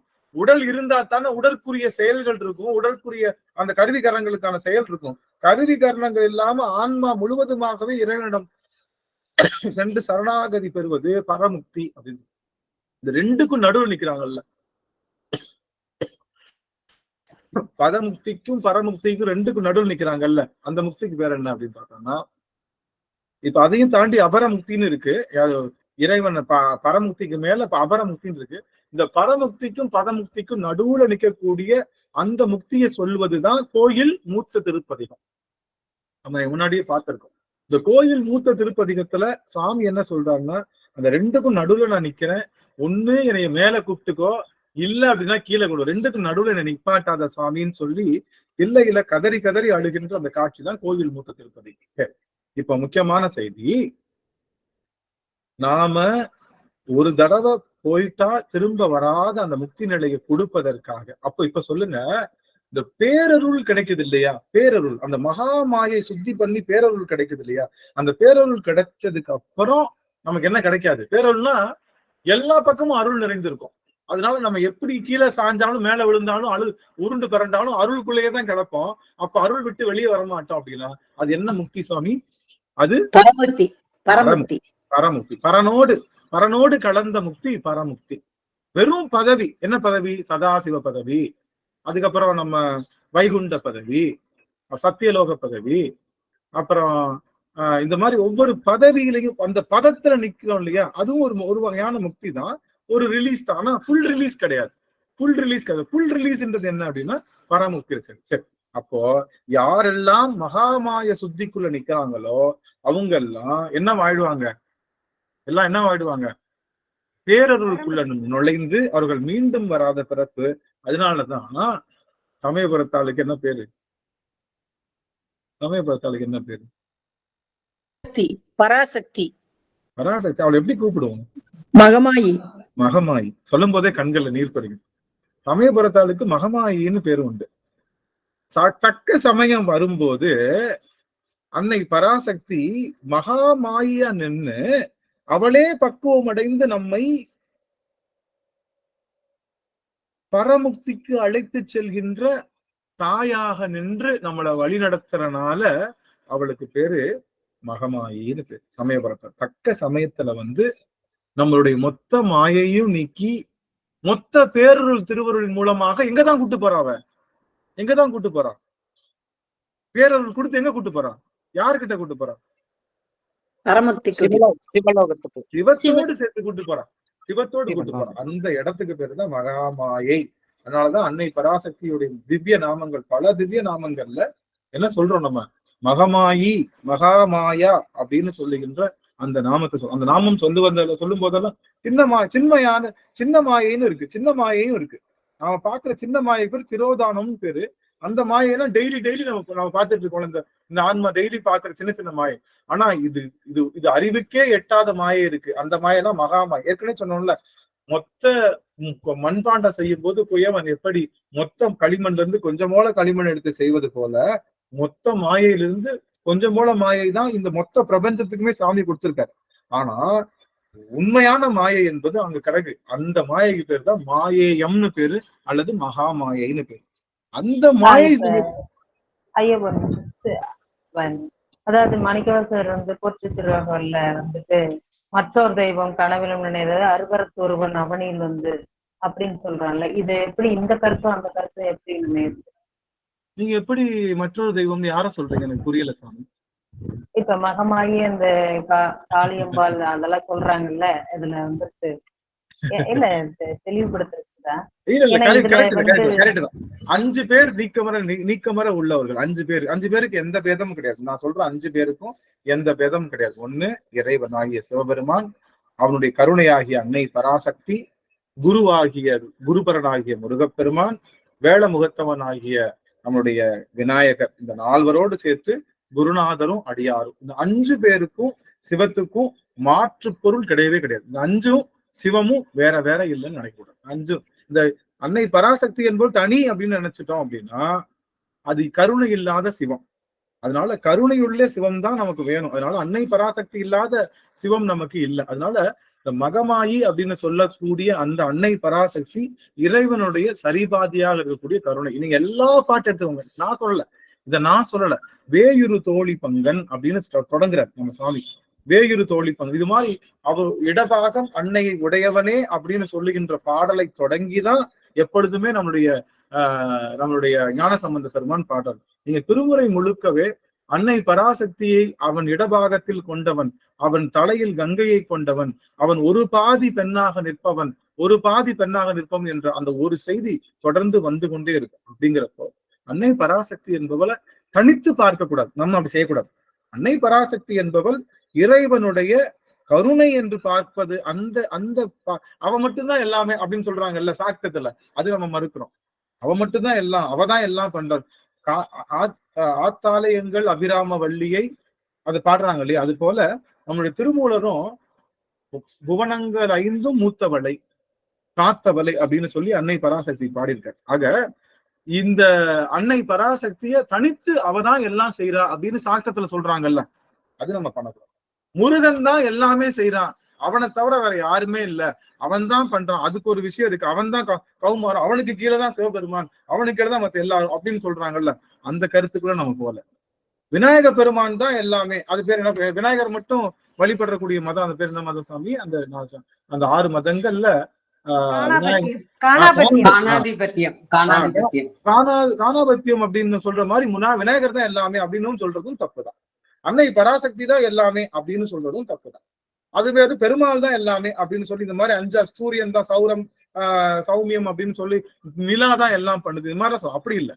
நாம புரிதல் என்னன்னா, இறைவன் என்பவன் 5 பொருளாக இருக்கான். அவன் என்ன பொருள்? 5 பொருள்னா, 1 பரமாகிய இறைவன் பதி, அவன் கூட எப்பயுமே என்னவா இருக்கா? அன்னை பராசக்தி கருணையா இருக்கா. அந்த கருணை ஊட்டுவதற்கு குருநாதர் வேணும். குருநாதர் தான் முருகன். அந்த குருநாதருடைய வேறொரு வடிவம் யாரு? குருநாதருடைய தொடக்க வடிவம் என்பவன் விநாயக பெருமான்.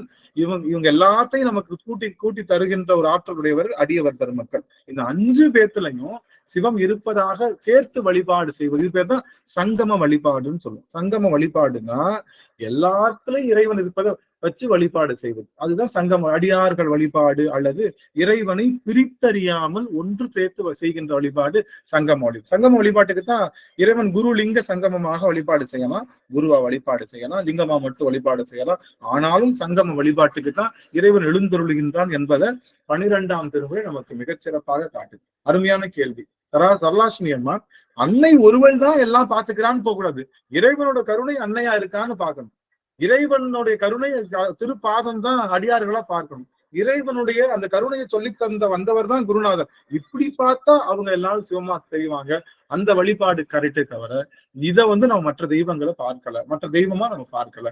சிறு தெய்வம் அப்படின்னு நம்ம சொல்றோம். நம்ம மித்தபடி நம்ம சொல்றாங்க இல்லையா, இந்த எல்லையா சொல்றது, அதே போல இந்த கிராம தேவதைகளாக சொல்றாங்க இல்லையா, அவங்க எல்லாம் சிறு தெய்வமாக கொள்ளப்படுது. கிராம தெய்வதையாக ஒவ்வொரு ஊருக்கும் ஒரு பேர் வைப்பாங்க.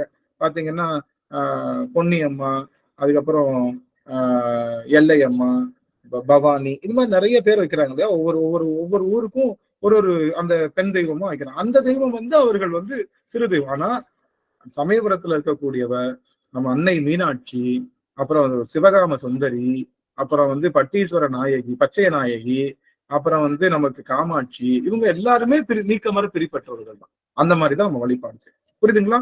இந்த புரிதல் நமக்கு இருக்கும். இந்த புரிதலோட புரியுதுங்க. இந்த புரியுதுங்க. இது 5 கூட்டு பொருளும் சேர்ந்ததுதான் சிவன். அவ்வளவுதான். இது கூட்டு பெருங்காயம் தான். நம்ம வந்து வழிபாடு நமக்கு ரசத்துல கிடைக்கிறது கூட்டு பெருங்காயம் தான். அந்த மாதிரி வழிபாடு செய்வதுதான் இங்க சிறந்த பொருளாக சொல்லப்படும். மத்த எல்லாம் வந்து நம்ம கும்பிடக்கூடாது. மத்தது வந்து நமக்கு அது பெரிய தெய்வமாக தான். மீனாட்சி அம்மா, சுவாமி அம்மா, நம்ம இப்ப என்ன சந்தேகம் அப்படின்னா, சமயபுரத்து மாரியம்மன் தான் நம்ம சொல்றோம்.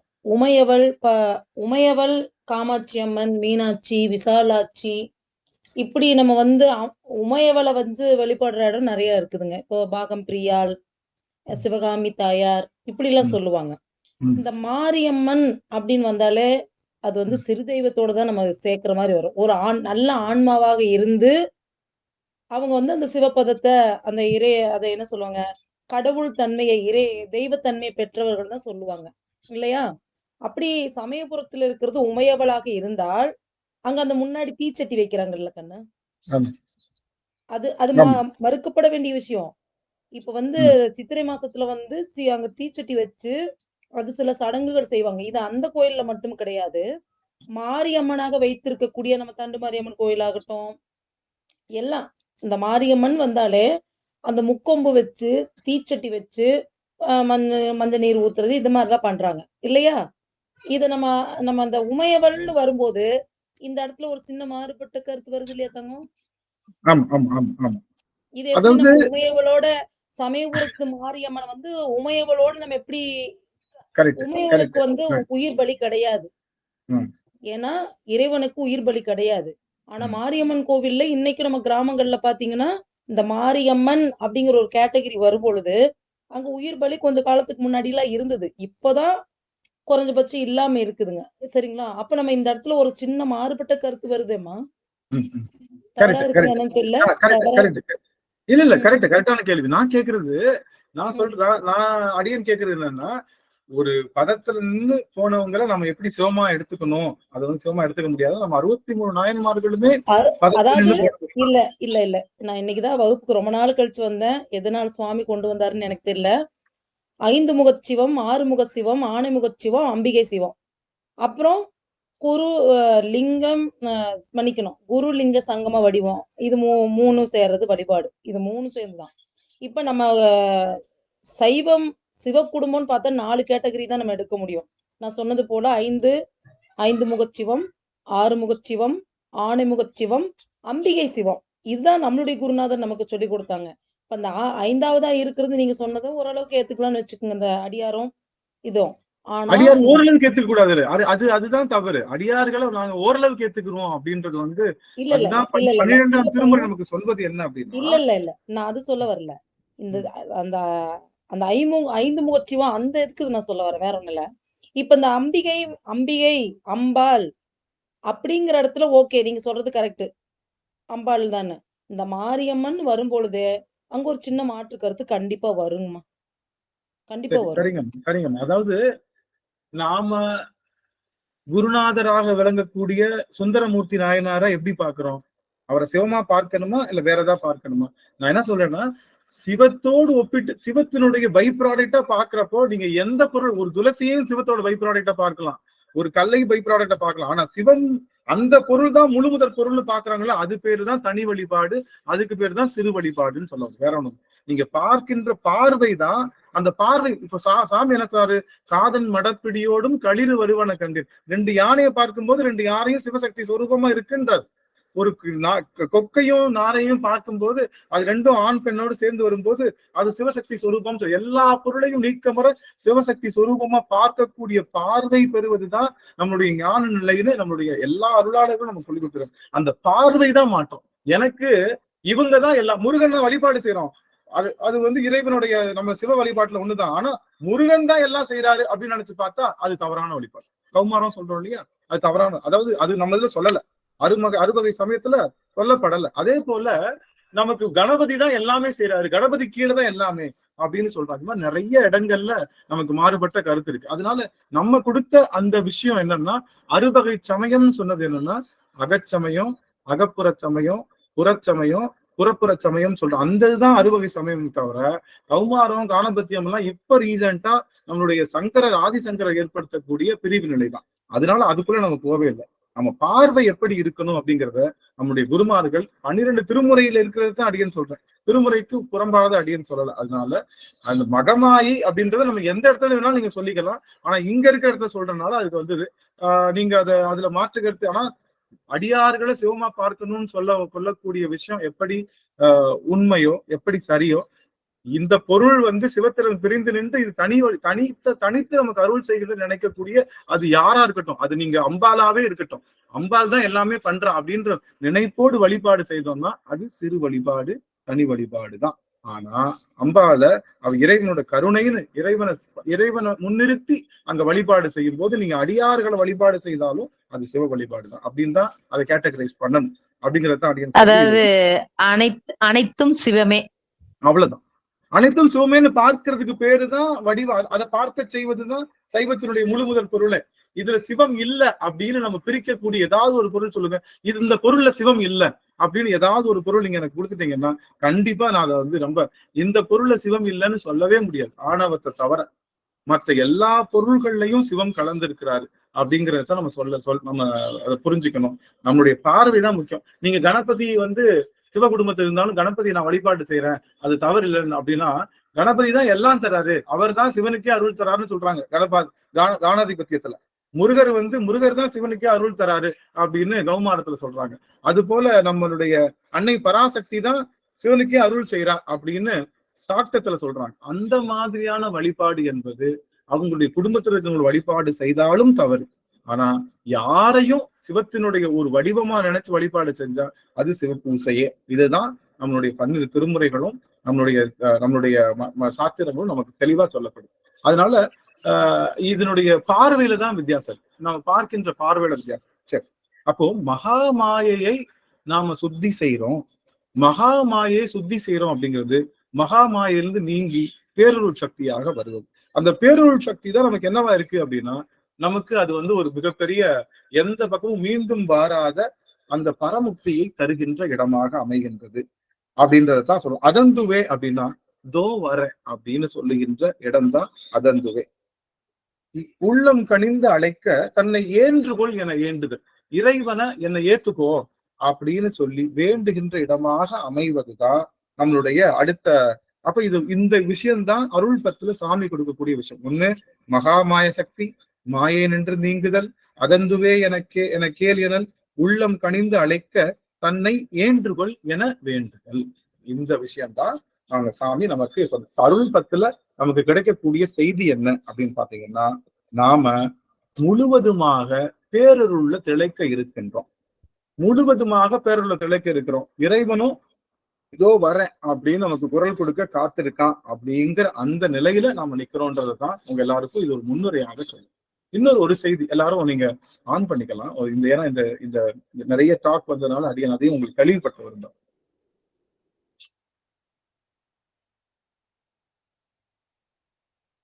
ஆ என்ற அகர முதல எழுத்தெல்லாம் ஆதி பகவன் முதற்றே உலகு அப்படின்ற வார்த்தைக்கு என்ன பொருள்னா, ஆ என்ற எழுத்து தெரிந்தோ தெரியாமலோ எல்லா உயிர் எழுத்துலயும் இருக்கு இல்ல. ஈல ஆ இருக்கா? ஈ என்ன சொல்றோம்னா அதுல ஆ இருக்கா? இருக்கு இருக்கு. வாய திறந்தாலே ஆணுதான் வரும், ஆண்தானே வருது. அப்போ ஆ என்பது எப்படி இருக்குன்னா மறைந்து நின்று. அப்போ எல்லாமே உயிரெழுத்து தான். நல்லா கவனிங்க. நல்லா முக்கியமான செய்தி. அகர முதல் எழுத்தெல்லாம் ஆதி பகவன் முதற்றே உலக சொல்றோம். எல்லாமே உயிரெழுத்து தான், எல்லாரும் உயிரெழுத்து தான். ஆனா ஆ என்ற எழுத்தை தவிர மத்த எல்லா எழுத்துக்குள்ளேயும் ஆ மறைஞ்சு நின்று அது என்ன பண்ணுது, உயர்த்துது. ஆ மட்டும் தனித்து இயங்கும். ஆனா அது தவிர்த்து ஆவண்ணா, ஈயண்ணா, ஊவண்ணா, ஏன்னா, ஐயன்னா, மத்த எல்லா எழுத்துக்கள்லையும் அது உயிர் எழுத்துன்னு அர்த்தம், தனித்து இயங்குவதுதான் உயிரெழுத்து. இல்ல, தனித்து எந்த சப்போர்ட்டும் இல்லாம தானே இயங்குகின்றதுதான் உயிரெழுத்து. அப்படி உயிரெழுத்தா இருந்தாலும் ஆ என்ற எழுத்து மூலமா மத்த எல்லாத்துக்குள்ளயும் சூக்ஷமமா அந்த உயிரெழுத்துக்குள்ள இந்த ஆ என்ற எழுத்து தான் நகர்த்துவது போல, எல்லாமே இறைவனாக இருந்தாலும் இறைவன் என்பவன், சிவபெருமான் என்பவன் எல்லா இறைக்குள்ளையும் அவன் மறைந்து நின்று இயக்குவதனாலதான் எல்லா இறையும் இயங்க முடியும். எப்படி எல்லாமே உயிரெழுத்துன்னு சொல்வது போல, அப்ப எல்லா இறை அப்படின்னு நம்ம சொல்றோம் இல்லையா, இறை மத்த இறைகளையும் சொல்றோம் இல்லையா, தெய்வம்னு சொல்றேன். மத்த எல்லா தெய்வத்துக்குள்ளேயும் உள்ள என்ன உள்ள மறைந்து நின்று இயக்குபவர் யாரு? சிவம் என்ற இறையே. அதை புரிஞ்சுக்கிட்டோம்னா, அதை புரிஞ்சுட்டு நீங்க யார வேணாலும் கும்பிட்டுக்கோ, என்ன வேணாலும் பண்ணிக்கோங்க, ஒண்ணுமே இல்லை. புரியுதுங்களா? அதை புரிஞ்சுட்டு நீங்க என்ன கும்பிட்டாலும், அதை புரியாம நீங்க என்ன வழிபாடு செய்தாலும் சரி. இப்ப நம்ம போயிட்டோம், இவர் தான் எனக்கு முழு வழிபாடு, நாம நவக்கிரகங்களை வழிபாடு செய்யலாமா செய்யக்கூடாதா அப்படின்னு ஒரு கேள்வி. நாம தான் சைவர்கள் ஆச்சு, நாம இதை கும்பிடலாமா என்ன சொல்றாரு நம்ம சாமி? ஆவுரித்து தின்று உழலும் புலையிரையராகிலும் கங்கைவார் சடைக்கு அன்பராகில் அவர்தாம் நாம் வணங்கும் தெய்வம் கண்டீன்ட்டார். இது எங்க சிறு தெய்வம் வந்துருச்சு நான் கேட்க தெரியாம இருக்கு. அப்போ சிவனை யாரெல்லாம் வழிபாடு செய்யறாங்களோ அவர்லாம் எனக்கு தெய்வம்னு சொல்றாரு. நான் சொல்லல, நான் தான் சொன்னேன்.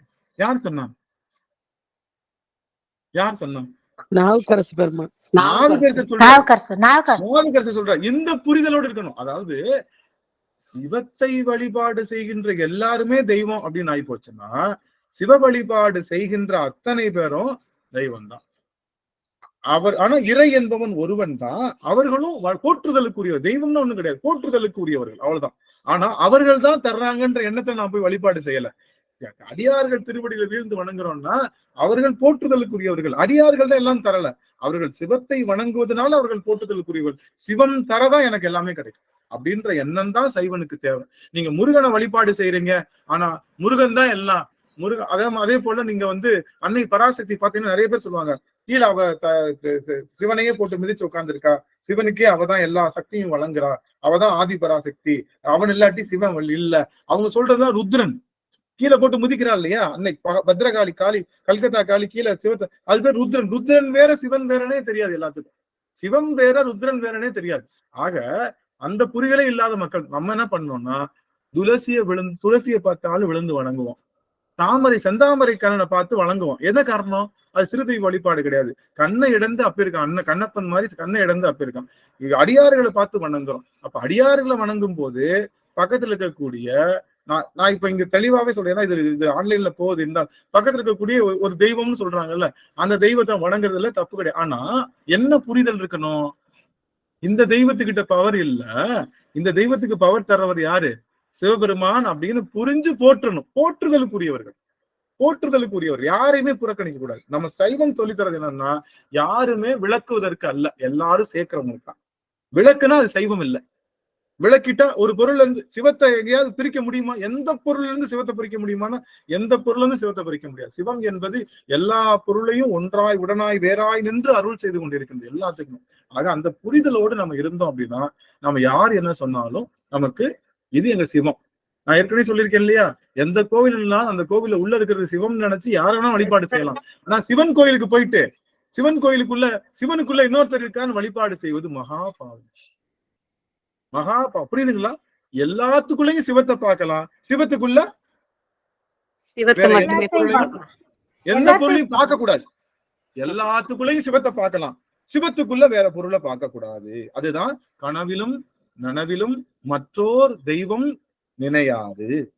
சிவத்துக்குள்ள வேற எந்த பொருளையும் சிவனுக்குள்ள வேற சாமி இருக்கு அப்படின்னு நினைக்கிறது தான் திருதெய்வம் வழிபாடு. நீங்க எல்லா பொருள்களையும் சிவம் இருக்கு அப்படின்னு சொல்லிக்கிற வழிபாடு சைவம் தான். சைவம் என்பது நல்லா கவனிக்கணும். இன்னொன்னு இது நான் தெளிவு பண்ணிக்கிறேன், எதுவும் யாரெல்ல போயிட்டு இருக்கு. எல்லாரும் சைவம் அப்படின்னா உணவு முறையில தான் சொல்றாங்க இல்ல, உணவு முறையில தான் சைவத்தை பத்தி பேசிட்டு இருக்கோம். சைவம் என்பது உணர்வுக்குரியதுதான். நம்மளுடைய 63 நாயன்மார்கள்ல அதிபத்த நாயனார் எடுத்துக்கலாம், கண்ணப்பர் எடுத்துக்கலாம், இன்னும் நிறைய பேர் இருக்காங்க. அதிபத்த நாயனார் வந்து கொலை தொழில் செய்தார்னு யார் குறிப்பிடுறான்? அதிபத்த நாயனார் கொலை தொழில் செய்தார்னு யார் குறிப்பிடுறான்? யார் குறிப்பிடுறான்? சேக்கிழாரே குறிப்பிடுறாரு. சேக்கிழாரே குறிப்பிடுறாரு. ஏன்னா சமணர்கள் இருக்காங்கல்ல, அவங்க மீனை கொலை தொழில் மீனை வந்து என்ன செய்ய மாட்டாங்க, அது வெஜிடேரியன் சொல்லுவாங்க. ஏன்? நாங்க கொல்லல, நாங்க புடிக்கிறப்போ உயிரோட தான் இருந்துச்சு, வெளியில எடுத்தா செத்துருச்சு. எப்படின்னு பாத்தீங்களா? சமணர்கள் சொல்ற வார்த்தை, நாங்க பிடிக்கிறப்போ உயிரோட தான் இருந்துச்சு, அது நாங்க கொல்லல, அதுவாக செத்துருச்சு, அதுக்கு நாங்க பொறுப்பு கிடையாது அப்படின்னு சொல்றோம். ஆனா சைவர்கள் என்ன சொல்றோம் அப்படின்னா, அது கொலை தொழில் தான், அது கொலை செய்யக்கூடிய, அது கொலைதான், அது மீனும் கொலைதான். அது ஆனா நீங்க பாத்தீங்கன்னா கல்கத்தால மீன் அதை சாப்பிடக்கூடிய அந்தணர்கள்லாம் இருக்காங்க. அது வந்து அவங்களுக்கு வந்து இதுதான், அது என்ன சொல்லுவாங்க, கடல் புஷ்பம் சொல்லுவாங்களா, அது என்ன சொல்லுவாங்க, ஜலபுஷ்பம். ஜலபுஷ்பம் சொல்லிட்டு அதை வந்து அவங்க சாப்பிடுறாங்க. நீர்வாழைன்னு சொல்லுவாங்க. நீர்வாழ் அப்படி சொல்லி நம்ம மாத்தினாலும், அப்போ அதிபத்த நாயனார் கொலை தொழில் மேற்கொண்டாருன்றத நீங்க இன்னைக்கும் எடுத்து படிக்கலாம், நம்மளுடைய இதுல வச்சிருக்காரு. அப்போ கொலை தொழிலோ இதுவோ அது இருந்தா அங்க சிவம் இல்ல, இது இருந்தா இங்க சிவம் இல்லைன்னு நீங்க எல்லாம் சொல்லிடுவீங்கன்றதுக்காகத்தான் அவர் எல்லா இடத்துலயும் சிவம் இருக்காருன்றத காமிக்கிறதுக்கு அதிபத்த நாயனாரை வச்சிருக்காரு, கண்ணப்ப நாயனாரை வச்சிருக்காரு. சிவம் எல்லா வடிவத்திலையும் வருவாருன்றதுக்காக அது என்ன சாமி, நான் சோமாசி மாறநாயனார் வச்சிருக்கேன். சோமாசி மாறநாயனார் சிவம் எப்படி வந்தாரு? சிவமே பிள்ளைக்கறி கேட்டவர் தாங்க ஐயா, அவரே பிள்ளைக்கறி கேட்டவர். அந்த மாதிரி வந்திருக்கு. அப்படிங்கிறப்போ காப்பாளிக்க வடிவமா வந்திருக்காங்க. என்ன விஷயம் அப்படின்னா, இங்க இவங்க இப்படி பண்றாங்க, அதனால அவங்களை ஒதுக்குறேன் அப்படின்றதுக்கு பேரு சைவம் அல்ல. யார் எப்படி இருந்தாலும் அவங்களை சிவநெறிக்கு ஆட்படுத்தி கொண்டு போகணும்ன்றதுதான் சைவம். அதைத்தான் சொல்லுது 63 நாயன்மார்கள் கதை. அதைத்தான் அவங்க நமக்கு 63 நாயன்மார்கள் நிக்க வச்சிருக்காங்க. வேற ஒண்ணு நாங்க இப்படித்தான் வழி, இந்த மாதிரி இருந்தா அந்த இடத்துல சிவம் இருக்க மாட்டாரு அப்படின்னு நீங்க நினைக்க கூடாதுன்றதுக்காகத்தான் எந்த மாதிரி இருந்தாலும் மன தூய்மை இருந்தா போதும், அவன் கோயிலுக்கு கூட போகாம இருந்தா, அதுக்காக கோயிலுக்கு போக கூடாதோ, இல்ல நீங்க கொலை தொழில் செய்யணுமோ புலால் உணணுமோ அடின்னு சொல்லல. எந்த காரணத்தை கொண்டு யாரையும் தள்ளி வைக்க கூடாது, எல்லாத்துக்குள்ளயும் சிவத்தை பார்க்கணும்னு சொல்றது. உணர்வுல சிவமா இருக்கணும், உணர்வுல சிவம். நான் இருக்கேன், நான் எதுவுமே சாப்பிட எல்லாம் பண்றேன், ஆனா எனக்கு மத்தவங்களை பார்த்தா துவேஷம் வருது, மத்தவங்களை பார்த்தா நான் கீழே நினைக்கிறேன் அப்படின்னு நினைச்சேன்னா நான் அது உயிர் கொலைக்கும் மேலானது. அப்படிதானே? நீ என்னை விட கீழடா, நான் வெஜிடேரியன், நீ வந்து என்னை விட கீழே, நீ வந்து ஜாதினால கீழே, நீ பணத்தினால கீழே இருக்க அப்படின்னு நான் எனக்குள்ள ஒரு எண்ணம் விகற்ப என்ன ஏற்படுதுன்னா அதுவும் கொலைதான். அதை விட பெரிய கொலைன்றது. இது மாதிரி நிறைய விஷயங்கள் இருக்கு. அதனால நாம என்னன்னா புரிதலோடு வழிபாடு. நீங்க யாரை வேணாலும் கும்பிட்டுக்கோங்க. அடியார்களை கும்பிடுறோமா இல்லையா? அடியார்களுக்கு வணங்குறோம் ஐயா, வணங்குறோம். அடியார்கள் வணங்குறோம்ல, அடியார்களை வணங்குறோம். போற்றுதலுக்கு அதுல கூட சில வித்தியாசங்கள் இருக்குங்க ஐயா. அடியார்கள்ல வணங்குறதுல கூட சில பேர் ரொம்ப யோசனை பண்ணி வணங்குறதெல்லாம் உண்டுங்க, நான் பாத்திருக்கேங்க. அப்படி வணங்குனா கையை வெட்டிடுவாங்க. கையை வெட்டிடுவார். யாரு வெட்டுவா? அடியார்களை வணங்கும் போது யோசிச்சு வணங்குனா கையை வெட்டிடுவார். யாரு?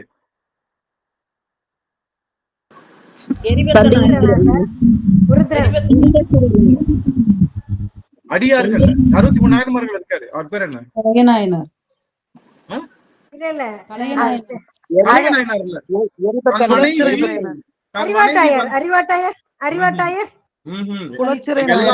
எல்லாரும் திரும்ப என்ன பண்ணுங்க,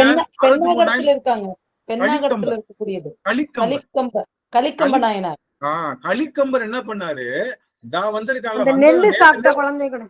நேத்து நேரம் வீட்டுல வேலை பார்த்தவன், நம்ம வீட்டுல வேலைக்காரன வந்தவன், இவன் யாருன்னு தெரியாதா, இவன் டூப்பா வேஷம் போட்டு வந்திருக்கான், இவன் கால்ல நான் பால் ஊத்தணுமான்னு அந்த அம்மா பால் ஊத்த மாட்டேன்னு சொல்லல, பால் ஊத்தணுமான்னு நினைச்சாங்களாம். அதனால இவர் இப்படி கைய வச்ச உடனே பால் சொரியும். அம்மா கையில இருந்து பால் சொரியும். கைய வச்ச உடனே பால் சொரியல. எத்தனை செகண்ட் ஆயிருக்கு? 5 செகண்ட் 6 செகண்ட் ஆயிருக்கு.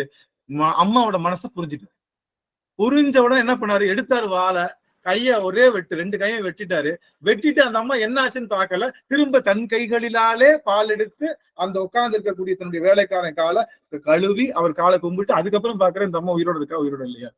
பார்த்தாரு சிவபெருமான், நீ பண்ற வேலைக்கு நான் என்னப்பா பண்ணிட்டோம், நான் எல்லா இடத்துலயும் இருக்கேன், நான் எப்படி வேணாலும் இருப்பேன். நான் எந்த மனிதன் யாரையும் எந்த ஒரு காரணத்தை கொண்டும் விளக்காம இருக்கிறதுக்கு எல்லாம் அப்படி அரவணைக்கிறதுக்கு பேர் தான் செய்வோம். நீ எப்படி வேணாலும் இருப்பா, சிவத்தை கும்பிடுறியா, திருநாமம் சொல்றியா, வா பாத்துக்கலாம். அவன் உன்னை எப்ப மாத்தணுமோ, உன்னை என்ன செய்யணுமோ அவன் பாத்துக்குவான். எனக்கும் உனக்கும் சம்பந்தம் கிடையாது. நான் உன்னை கீழே பார்க்க மாட்டேன், நான் உன்னை மேலதான் பார்ப்பேன். ஏன்னா சிவத்தை யார் சொன்னா? குறித்து தின்று உளையரேராகிலும் கங்கைவார் சடைக்கு அன்பராகில் அவர்தாம் நாம் வணங்கும் ஆள் கண்டீர் சொல்ல, அவர்தான் நாம் வணங்கும் மனிதன் கண்டீர்னு சொல்ல, அவன்தான் நாம் வணங்கும் உயர்வான அரசன் கண்டீர்னு சொல்ல, அவர்தான் தான் வணங்கும் தெய்வம் கண்டீர்னு.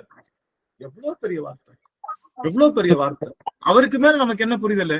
அதனால நம்ம யாரையும் குறை சொல்ல வேணாம். நம்ம புரிதல் என்னன்னா, எல்லாத்துலயும் சிவத்தை பார்க்கலாம், சிவத்துக்குள்ள வேற எதையும் பார்க்க கூடாது.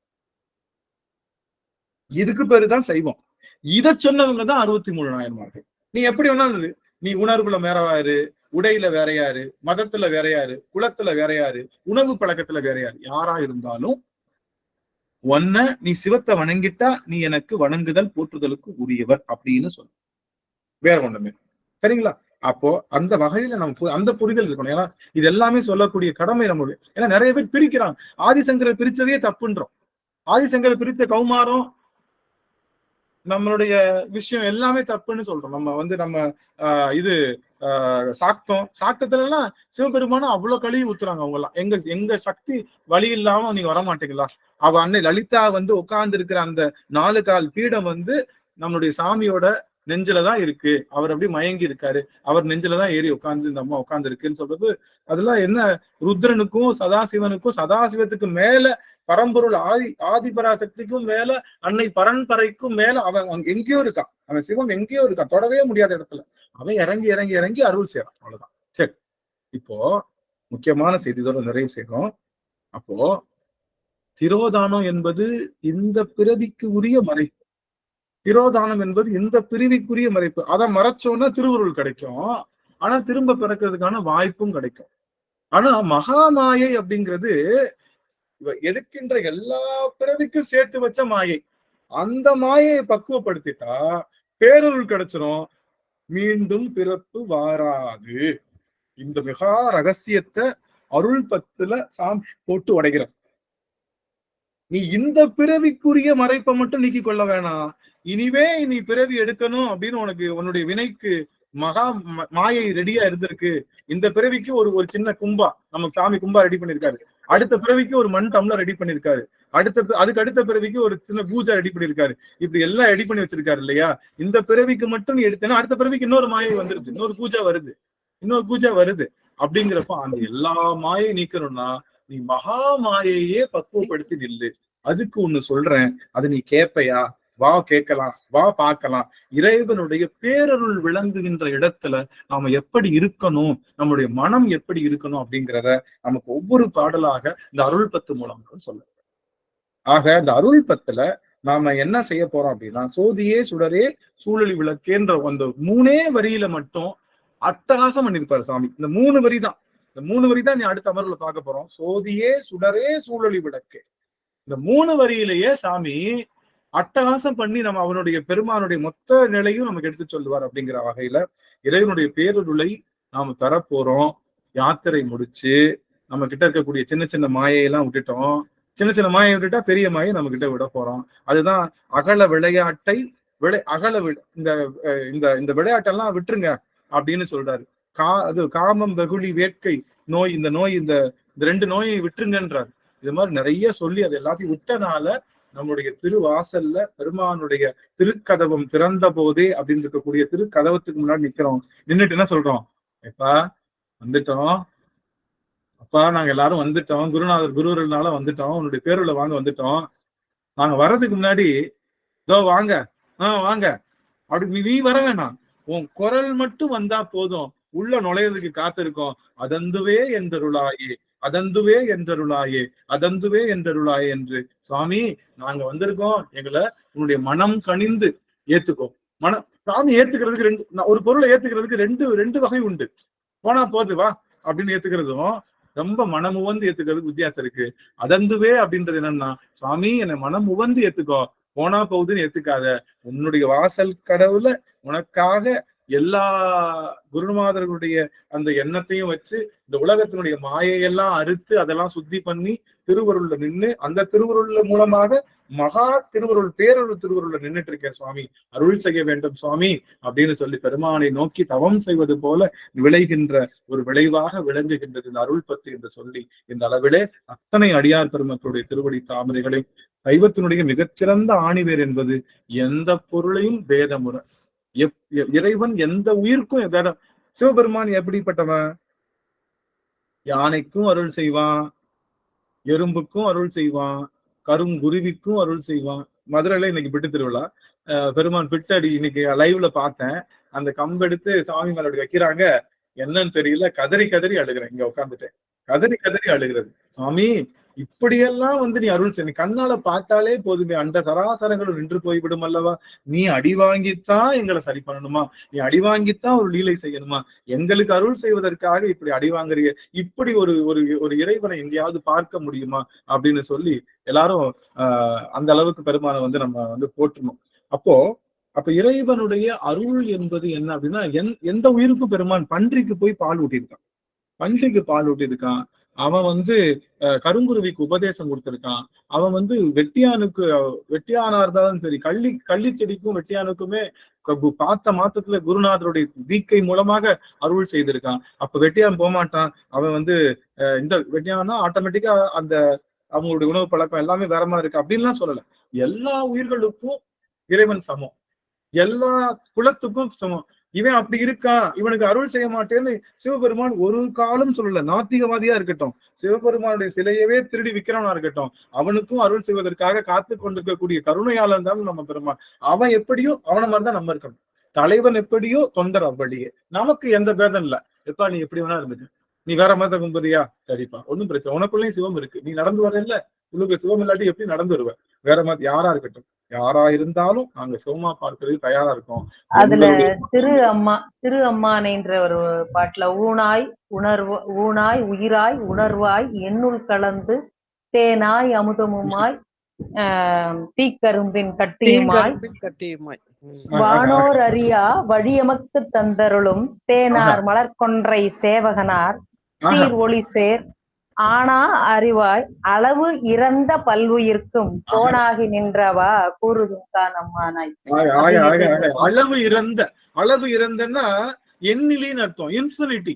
அளவு இறந்தன்னா அளவு சொல்ல முடியாத அளவுக்கு எல்லா உயிர்களுக்கும் பெருமான் சமமா இருக்கான். எல்லா உயிர்களுக்கும் சமமா இருக்கிறப்போ நமக்கு என்ன பேதம்? நமக்கு எந்த பேதம் இல்லை. அவன் எப்படி இருக்கானோ, தன் தலைவன் எவ்வளியோ தொண்டரும் அவ்வளியா நின்றுதான் நிக்கணும். நம்ம சிவபெருமான் யாருக்கும் பேதம் இல்லாம அன்பு செய்வது போல நாமும் யாருக்கும் எந்த பேதம் இல்லாம அன்பு செய்வதற்காகத்தான் இருக்கும். நீ இப்படி இருக்க, உனக்கு எனக்கு ஆகாதுன்னு சொல்வது சைவத்தினுடைய அழகு அல்ல.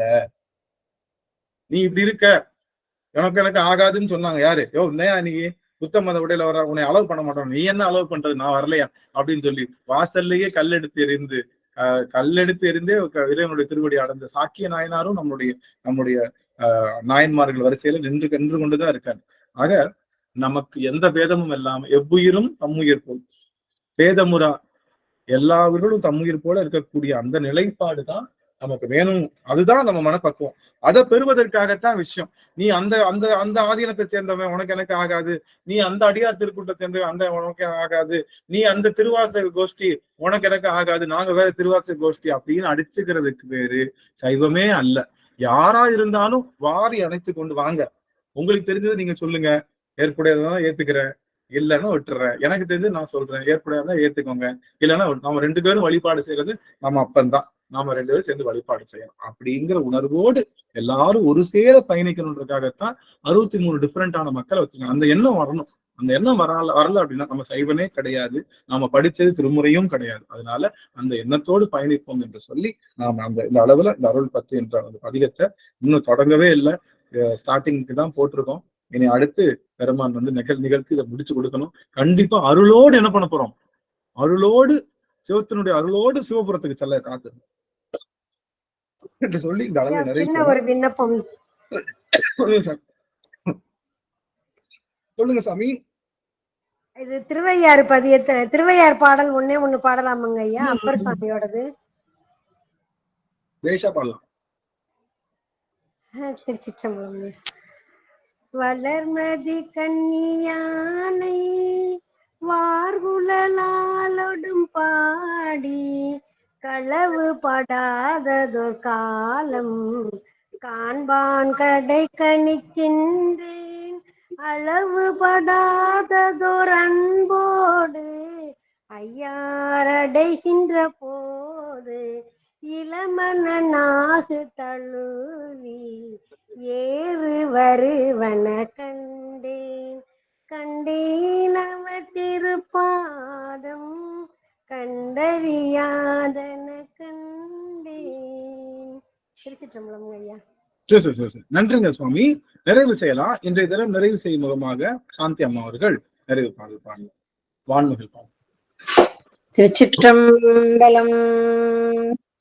வான்முகில் வழாது பெய்ய மலிவளம் சுரக்க மன்னன் கோன்முறை அரசு செய்ய குறைவிலாதுயிர்கள் வாழ்க நான்மறை அறங்களோங்க நற்றவும் வேள்வி மல்க மேன்மைகொள் சைவ நீதி விளங்குக உலகம் எல்லாம் மேன்மைகொள் சைவ நீதி விளங்குக உலகம் எல்லாம் மேன்மைகொள் சைவ நீதி விளங்குக உலகம் எல்லாம்.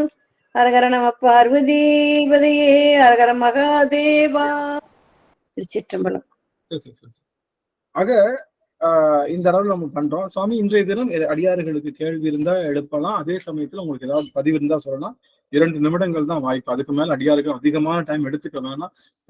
இப்ப அடியார்கள் தங்களுடைய கருத்துக்களை பதிவு செய்யலாம். நமச்சிவாயம். ஐயா திருவடி வணங்குறேன் ஐயா. சொரூபத்துல இருக்கிறது சிவம் தான். எல்லாத்துக்குள்ளயும் சிவம் கலந்து இருக்கு. அந்த நினைப்போட நம்ம இருக்கணும். அதுதான் இன்னைக்கு எனக்கு நல்லா கிளாஸ்ல தெரிஞ்சதையா. சொரூபத்துல இருக்கவர் சிவம் தான்.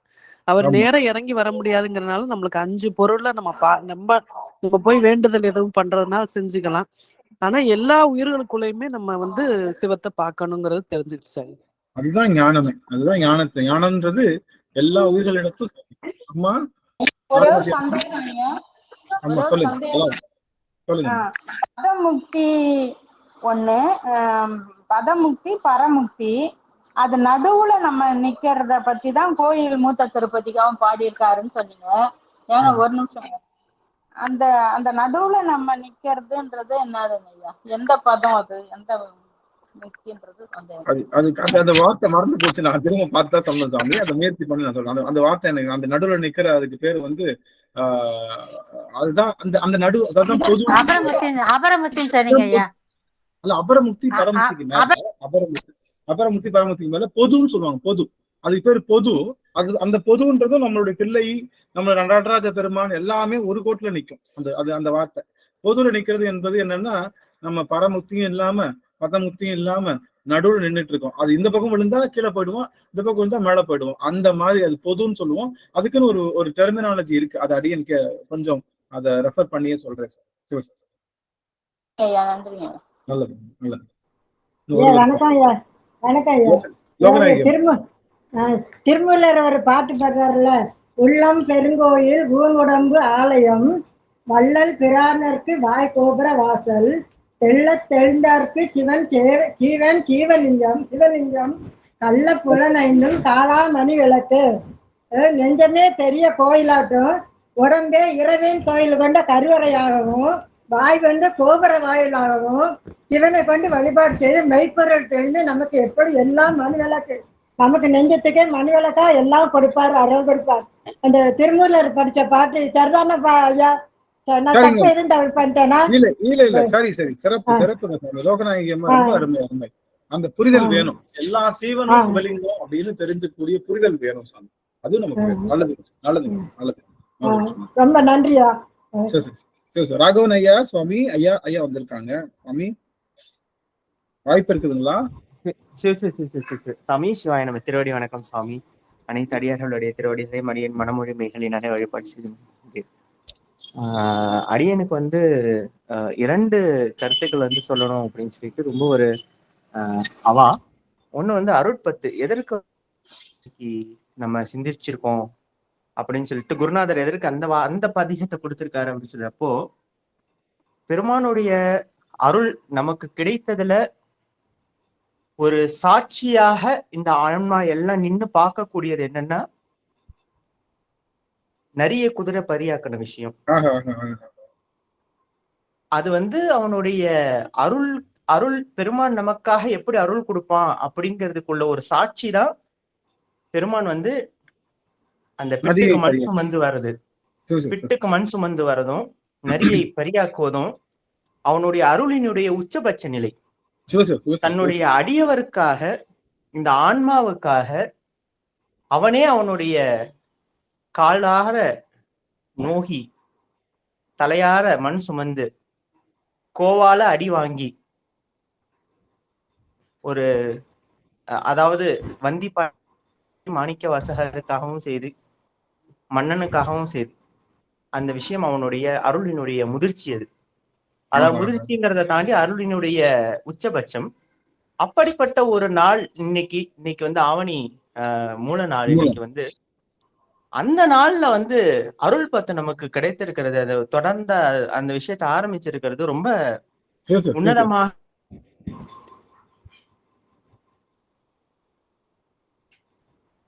கேட்கல அப்படிங்கிறது ஒரு விஷயம். இரண்டாவது, யாத்திரை 10 அப்படிங்கிற அந்த பாடலினுடைய தொடர்ச்சி தான் அருள் 10 அப்படின்னு சொன்ன அந்த ஒரு விஷயம் ரொம்ப ரொம்ப ஒரு உண்மையான ஒரு விஷயம். ஏன்னா யாத்திரையில பெருமான் நமக்கு கொடுக்கறது திரைய விளக்குறாரு. திரைய அருள் தான் வரும். திரை விளங்கிடுச்சுன்னா அருள் தான் கிடைக்கும்.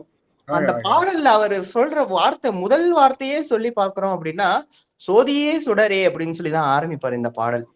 பெருமான சோதி, அருள் சோதி, அது அருட்ஜோதி, அதுதான் அருட்பெரும் ஜோதின்னு சொல்லி வள்ளலார் பெருமான அதுதான் அவருடைய அருளை தான் முதல் பிரதானப்படுத்தி அருட்பெரும் ஜோதி, அருட்பெரும் ஜோதி, தனிப்பெரும் கருணை அருட்பெரும் ஜோதின்னு சொல்லுவார். அவனுடைய கருணையினாலதான் அந்த அருள் நமக்கு கிடைக்குது. அதை வைத்துதான் அவர் அந்த அருள் சொல்லுவாரு. அப்போ அந்த திரை விலகுறப்ப நமக்கு பெருமானுடைய அருள் கிடைக்கும் அப்படிங்கிற அந்த ஒரு விஷயம், சாத்தியமான ஒரு விஷயத்த ஐயா சொன்னது ரொம்ப சிறப்பா இருந்துச்சு. அது மட்டும் இல்லாம அடியனுக்கு ஒரு விஷயம் தோணுச்சு. நீங்க சொல்லிட்டு இருக்கிற கருத்துல இருந்து தோணுன விஷயம் என்னன்னா, இப்போ நம்ம கிட்ட யாராவது ஒருத்தவங்க கேட்டாங்க அப்படின்னா நம்மளால எவ்வளவு அருள் கொடுக்க முடியும் அப்படின்னு சொல்லி நம்ம கேட்கிறோம். அப்படின்னா இதுவே மற்றவங்களாக இருந்தோம்னா நமக்குன்னு ஒரு லிமிட் இருக்கு, இவ்வளவுதான் கொடுக்கலாம் அவ்வளவுதான் கொடுக்கலாம்னு சொல்லிட்டு. ஆனா ஒரு தாய் ஒரு குழந்தை ஒரு தாய் கிட்ட எனக்கு பசிக்குது இல்ல ஏதோ ஒண்ணு கேக்குதுன்னா, தாய் தன்னுடைய உதிரத்தையும் கூட தன்னுடைய கருணையினால அந்த அருளால அந்த பாலோ சாப்பாடு ஏதோ ஒண்ணு அந்த குழந்தைக்கு அந்த தாய் கொடுப்பா. அந்த வார்த்தையை அங்க சொல்றப்போ கோத்தும்பியில ஒரு பாடல் சொன்னீங்க. என்ன பாடல்னா சீயேதும் என்ற சொல்ல தாயான ஈசர்க்கே சென்றுவதாய் போத்தும்பின்னு சொல்லிட்டு அந்த இடத்துல தாயை வைத்து அவர் அதை சொல்லி இருக்கிறது. நம்ம கேட்டா சீன்னு சொல்லாம இருக்கிறதுனால அவர் அங்க தாயா மாறுறாரு அப்படின்னு சொல்லி அந்த ஒரு விஷயமும் அடியனுக்கு ரொம்ப ஒரு நிகழ்ச்சியாக இருந்துச்சுங்க சுவாமி. அடியனுக்கு இந்த அருள் பக்தும் கூட யாத்திரை பத்தினுடைய தொடர்ச்சியாக தான் அடியனுக்கு அது தெரிகிறது. மகிழ்ச்சிங்க சுவாமி, ரொம்ப மகிழ்ச்சி. அடியன் செய்த பெரும் தவம் நினைக்கிறேன். இன்றைய தினம் அடியார்களா உங்களுக்கு குரல் பதிவாகவும் கொடுக்கலாம். காலதாமதம் கருதி அடியன் நிறைவு செய்யறேன் சுவாமி. குரல் பதிவு கண்டிப்பா கொடுங்க எல்லாரும். அது அடியன் தெரிமடுக்க காத்திருக்கேன். நிறைவு செய்யலாம். இன்றைய தினம் நிறைவு செய்யலாம். நமக்கு ஆரிய திறந்தோல் வாழ்க சித்ராமா படிக்க முடியுங்களா? சித்ராமா ஆரிய திறந்தோல் வாழ்க படிக்க முடியுங்களா? நம்ம திருச்சிற்றம்பலம். திருவடி வணக்கம். அனைத்து அடியார் திருவடியிலும் அடியின் மனம் மெய் மொழிகளாய் தொழுதலுகிற சாமி. சிவாய திருச்சிற்றம்பலம். ஆறு தடந்தோள் வாழ்க, அருமுகம் வாழ்க, வெற்பை கூறுசை தனிவேல் வாழ்க, புக்குடம் வாழ்க, செவ்வேல் ஏரிய மஞ்சை வாழ்க, யானைதன் அணங்கு வாழ்க, மாறிலா வள்ளி வாழ்க, வாழ்க சீரடியாரெல்லாம் வாழ்க சீரடியாரெல்லாம் வாழ்க சீர் அடியார் எல்லாம். சிவா திருச்சிற்றம்பலம். சிவா திருச்சிற்றம்பலம். அனைத்தடியார் திருவடியிலே மனம் அத்தனை அடியார்களும் உத்தரவு வாங்கிக்கலாம். நாம அடுத்த அமர்வுல இருந்து தொடங்க இருக்கோம். நமஸ்காரம்.